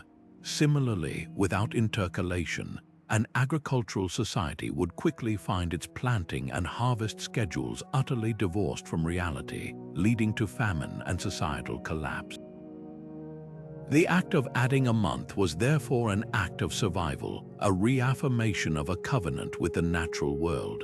It was the ultimate expression of the human desire to not just observe cosmic order, but to actively participate in it, to tweak our own imperfect creations until they hum in harmony with the universe's perfect rhythm. This practice reveals a deep truth. Our ancestors didn't see time as a blank slate to be filled, but as a delicate, living system to be tended, a garden that required constant, knowledgeable care to keep it flowering in season. While the intricate mathematics of intercalation allowed priests and kings to align their grand calendars with the cosmos, the rhythm of daily life for countless ordinary people was guided by a far gentler, more organic pulse, the silent opening and closing of a flower. This was plant-based timekeeping, a living clockwork woven into the very fabric of the meadow and the garden, a system that required no gears or calculations, only a deep and patient observation of the natural world. Long before the first mechanical alarm clock ever rang, humanity's alarm was the unfurling of a morning glory at dawn, and its evening bell was the gentle folding of a tulip's petals at dusk. This method represents perhaps the most intimate and harmonious relationship our ancestors had with time, seeing it not as a force to be measured and conquered, but as a rhythm to be joined, a dance in which every living thing participated. This remarkable phenomenon, known as nyctinasty, is a plant's daily sleep movement, a cycle governed by an internal biological clock that responds to light and temperature changes. But for the ancient observer, it was pure magic, a reliable, visible sign that the day was turning. The tamarind tree, for instance, is a brilliant timekeeper. Its delicate, feathery leaves fold upward and close together as the light fails in the evening, offering a clear signal that the day's work was done, and then reopen with the first rays of the sun, a natural announcement that a new day had begun. The 4 o'clock flower, named for its uncanny habit of bursting open in the late afternoon, provided a perfect marker for the transition from the heat of the day to the cooler evening hours. And the humble dandelion and tulip also follow this daily rhythm, opening and closing with such consistency that they could be used as a rough guide even on cloudy days. This wasn't a passive observation, it was an active integration of this botanical schedule into the human one. Farmers and herbalists whose lives were inextricably linked to the land became the foremost experts in this green horology. A farmer wouldn't just glance at the sun's height, he would also check the state of the field bindweed. If its white trumpet flowers were wide open, he knew it was still late morning. If they had begun to wilt and close, the afternoon was advancing, and it was time to water the livestock. Herbalists believed that the potency of certain medicinal plants was tied to these daily cycles. They might venture out to harvest specific leaves or flowers only when they were fully open, believing that was when the plant's vital energy, its healing essence, was at its peak. This created a complex, nuanced schedule where time was not measured in abstract hours, but in the life stages of the plants themselves. The calendar was written in the blossoming of the hawthorn, the seeding of the dandelion, and the yellowing of the bracken fern. This knowledge was so valued that some cultures took the concept a step further, creating the world's first purely biological timepieces, the time garden. The most famous historical example is often attributed to the Swedish naturalist Carl Linnaeus in the 18th century, but the principle is undoubtedly ancient. The idea was to plant a circular garden bed divided into sections, with each section containing a different species of flower known to open or close at a very specific time. You could then literally tell the time of day by walking the circle and seeing which flowers were active. A patch of morning glories would be vibrant at 7 a.m. A bed of marigolds would open fully by 9, hawkweed would close around noon, and evening primrose would erupt as the sun set. This wasn't just a whimsical decoration, it was a functioning, living clock, a testament to the desire to weave time-keeping directly into the beauty and order of the natural landscape. It was a garden that didn't just grow food or medicine, it grew time itself. Beyond the sheer practicality, this method speaks to a philosophical worldview that is profoundly different from our modern, mechanical one. To tell time by a plant is to acknowledge a deep interconnectedness with all life. It recognizes that human rhythms are not separate from, but are a part of, the greater biological rhythms of the earth. The opening of a flower and the waking of a human were seen as parallel events in a single, unified system. This ecological approach to time fostered a relationship with the environment based on reciprocity and attentive presence. You couldn't simply demand the time from a flower. You had to learn its language, understand its needs for light and water, and patiently observe its habits. This cultivated a mindset of harmony rather than domination, where humans sought to synchronize their activities with the world around them, not force the world to conform to an arbitrary, human-made schedule. The plant clock didn't just tell you what hour it was, it told you what time it was, a time of growth, of rest, of renewal, connecting the passage of moments directly to the pulse of the living planet. But the mastery of the open ocean demanded far more than just a single star or the sun at its zenith. It required a symphony of celestial observation, a deep understanding of the sea itself, and a cultural tradition so rich that it could not be written down, only memorized and sung. For the Polynesian voyagers who conquered the vast Pacific, the very concept of time was interwoven with direction, distance, and identity. Theirs was a four-dimensional navigation, plotting a course not just across the water, but through time itself. They used a mental star compass, dividing the horizon into 32 houses where specific stars would rise and set. But they knew that these stars were not fixed in place, they were travelers on their own nightly path. A master navigator knew that the star Altair would rise in the east-northeast, and over the course of the night would sweep across the sky to set in the west-northwest. By memorizing the altitude and bearing of these celestial bodies at different times, they could maintain their heading through the darkness. The passage of the night was measured not in hours, but in the succession of these guiding stars, each one taking its turn at the helm of the sky before handing off to the next. This created a rolling celestial clock that was perfectly synchronized with the vessel's progress. Their environmental awareness extended far beyond the heavens, turning the ocean into a vast, readable text.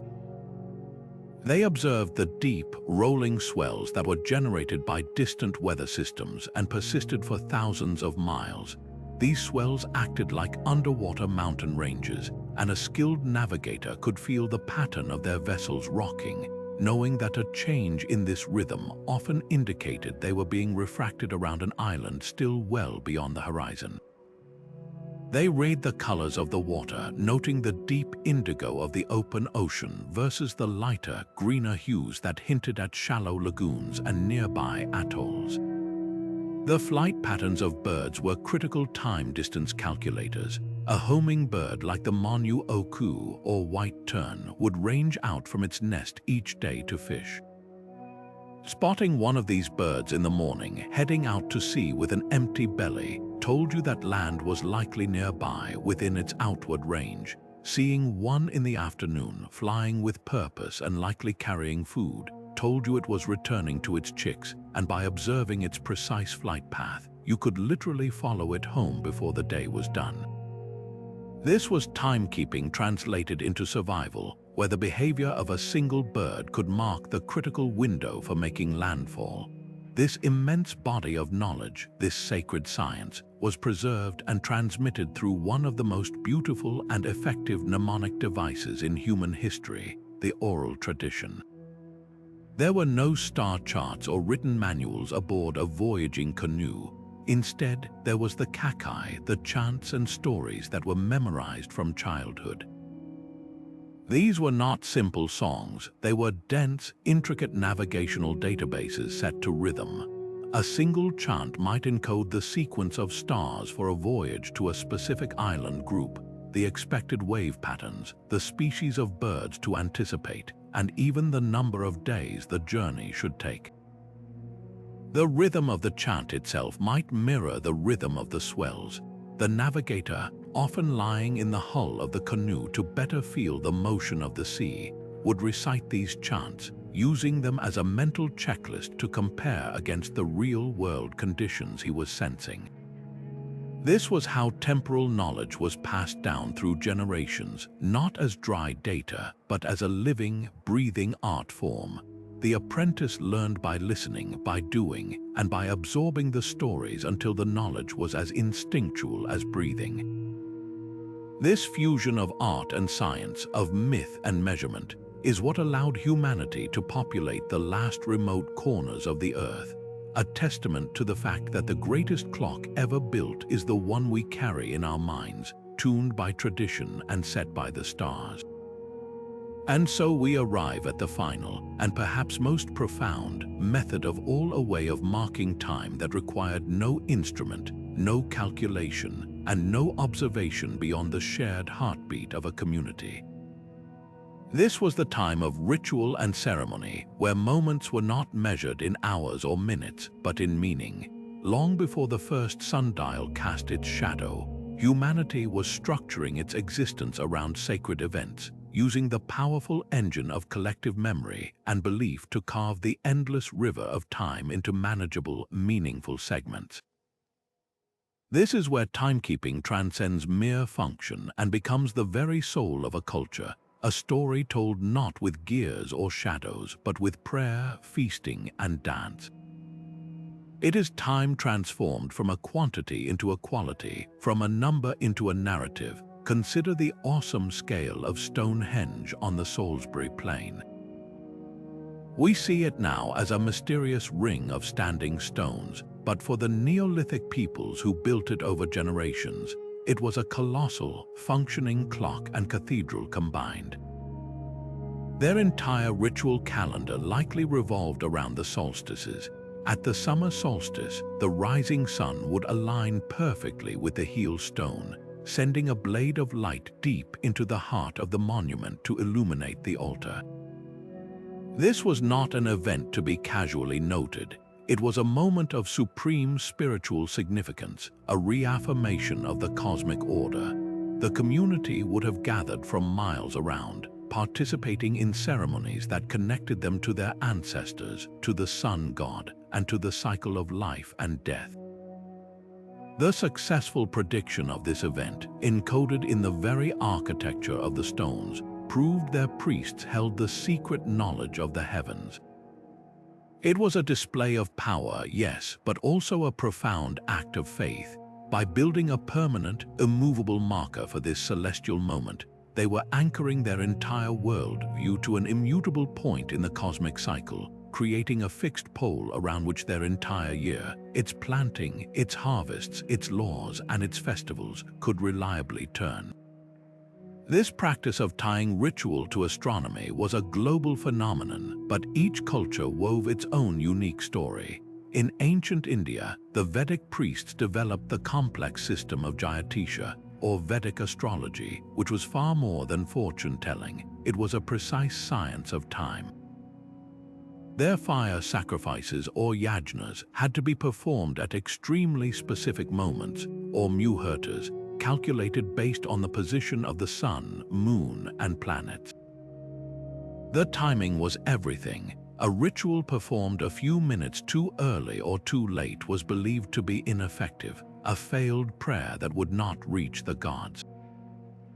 This required an incredibly sophisticated understanding of celestial mechanics to determine the exact, astrologically auspicious windows for these acts. The rituals themselves often mirrored the cosmic order they were meant to invoke. The layout of the fire altar, the number of verses chanted, the offerings made, all reflected a microcosm of the universe. Here, timekeeping was the essential link between the human and the divine. By performing the right action at the right time, the priests maintained the balance of the cosmos itself, preventing chaos from descending upon the world. Beyond these grand, state-sponsored ceremonies, ritual time provided the essential glue that held daily life together. The Islamic call to prayer, or adhan, sounded from the minaret 5 times a day, does more than just inform the faithful of the time for Salah. It creates a rhythmic punctuation to the entire day, a sonic reminder that transcends individual schedules and pulls the entire community into a shared spiritual practice. In medieval Christian monasteries, the 8 canonical hours, from matins in the deep night to compline at evening, structured not just prayer, but the entire day's labor, meals, and rest. The ringing of the bells was a constant auditory reminder that time itself was a gift from God, and every hour had a sacred purpose. These daily and weekly rituals created a powerful social synchronization. They fostered a collective identity, a sense that everyone was participating in the same story, moving through time together. This shared rhythm provided comfort, order, and a deep sense of belonging in a world that could often feel unpredictable and hostile. Ultimately, this approach to time reveals its deepest truth. Time is not neutral. A day is not just 24 identical hours. The winter solstice is not just the shortest day of the year. It is a time of darkness, introspection, and the hopeful promise of the sun's return. A harvest festival is not just a marker on a calendar. It is a time of abundance, gratitude, and community celebration. Ritual timekeeping imbues specific moments with weight and meaning, creating a lived experience of time that is rich with emotion, memory, and symbolism. It makes time a story we are all inside of, a story with chapters, climaxes, and recurring themes. The Druids at Stonehenge, the Vedic priests by their fire altars, the monks in their cloisters, they were not just measuring time. They were weaving it into the very fabric of their identity, celebrating it, and using it to answer the most human of questions. Where do we belong in the grand turning of the universe? Their answer was that we belong right here together, marking the moments that matter, and in doing so, making our own fleeting time on Earth eternally significant. And so, as we reach the end of our journey through these 20 ancient marvels, it's only natural to wonder, did any of it truly matter? Did the patient turning of the astrolabe or the slow drip of the clepsydra leave any real mark on our world of atomic clocks and smartphone calendars? The astonishing answer is that they are not just forgotten curiosities. They are the very bedrock upon which our modern conception of time is built. The legacy of these ancient thinkers is woven into the invisible fabric of our daily lives, their echoes resonating in everything from the global economy to the code running our digital devices. Consider the simple act of checking the time on your phone. That number is determined by a network of atomic clocks, the most precise timekeepers ever created. But to make that time useful to you in your specific location, your device instantly references your time zone. This global system of standardized time zones, formalized in the late 19th century, is a direct, logical descendant of the ancient need to synchronize human activity with the sun's position. The obelisk in the temple square that gave a rough local time to an entire Egyptian city has evolved into a coordinated universal time system that keeps the entire planet on schedule, allowing for international flight paths, global financial markets, and instantaneous communication. Our modern, hyper-connected world simply could not function without this shared temporal framework, a concept that began with a community reading the same shadow. The tools themselves underwent a breathtaking evolution, each invention standing on the shoulders of the last. The sophisticated geared mechanisms of the Greek water clocks, with their automated birds and ringing bells, were the crucial missing link between the simple flow of water and the intricate sprung movements of early mechanical clocks in medieval Europe.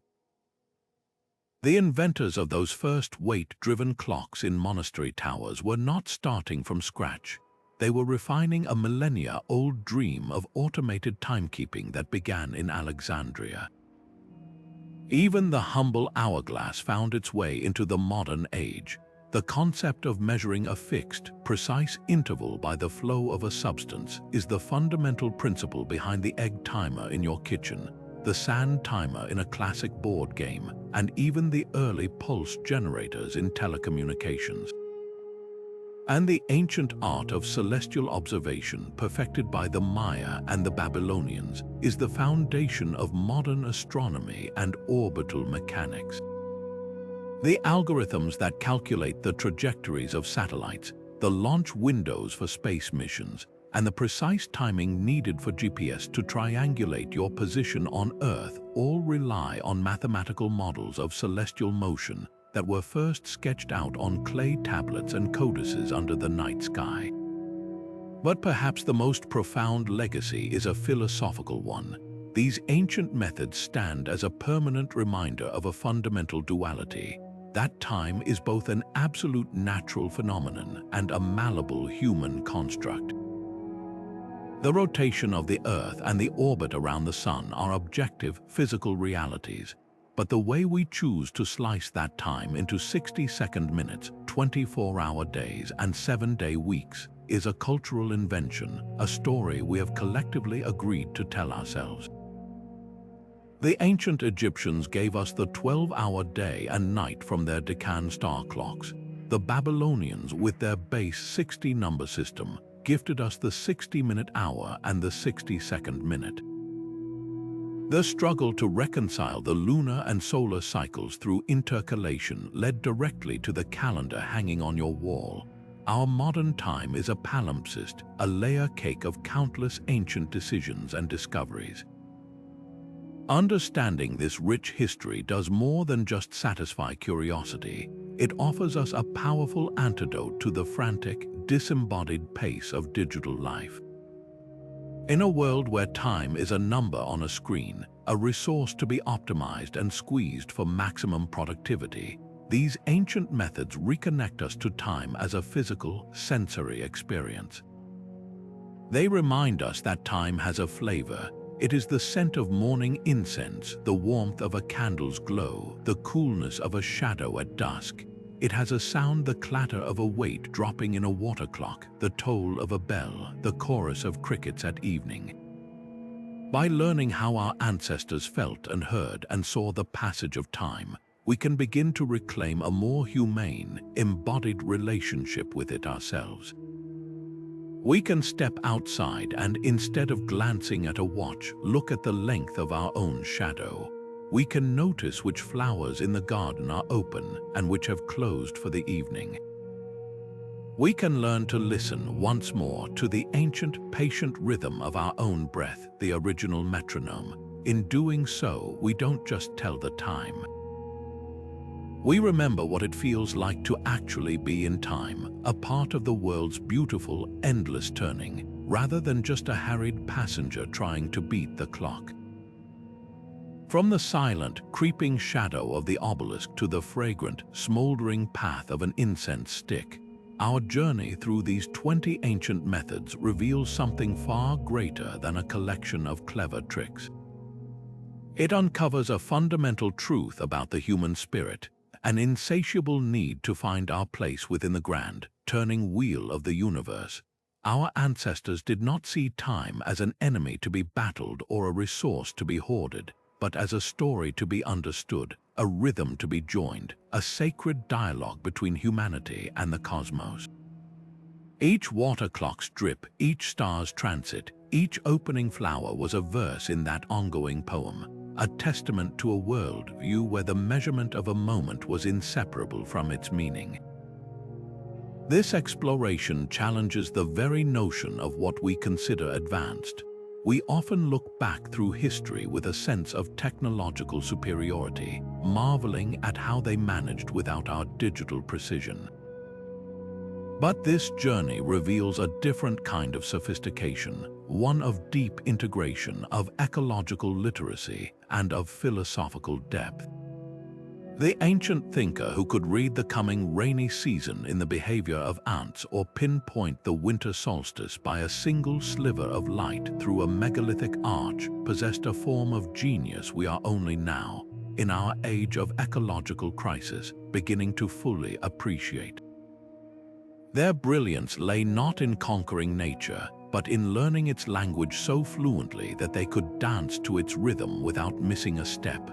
They understood that true timekeeping wasn't about building a better clock, but about becoming a better listener to the world. So what can we, in our frantic, second-counting present, learn from these masters of shadow and star? Perhaps the most valuable lesson is one of mindfulness. In a world where time is a number on a screen, a deadline to be met, these methods invite us to reconnect with time as a sensory, physical experience. They encourage us to step outside and feel the sun's warmth, to gauge the afternoon, to notice the specific chorus of birds that signals the day's end, or to simply take a moment and count the steady rhythm of our own breath.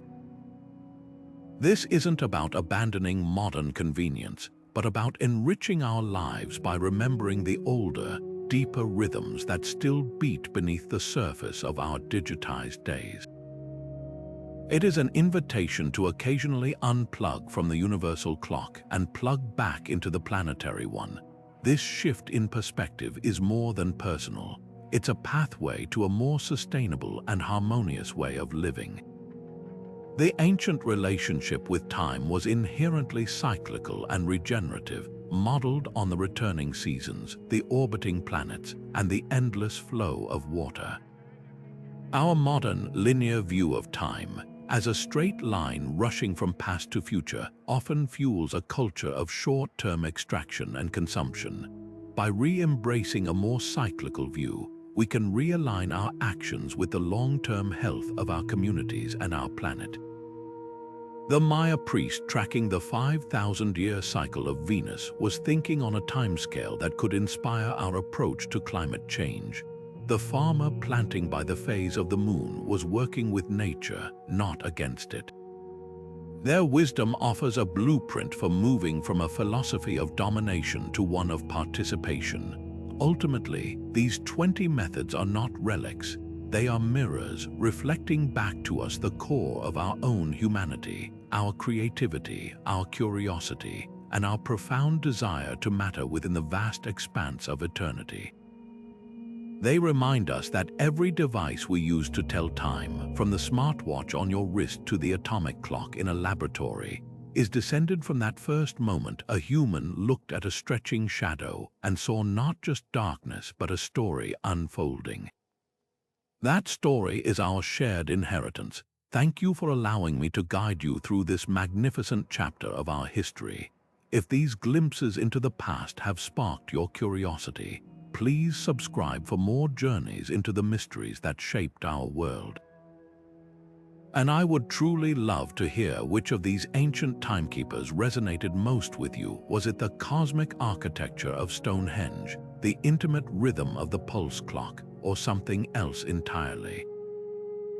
Share your thoughts in the comments below, and let's keep the conversation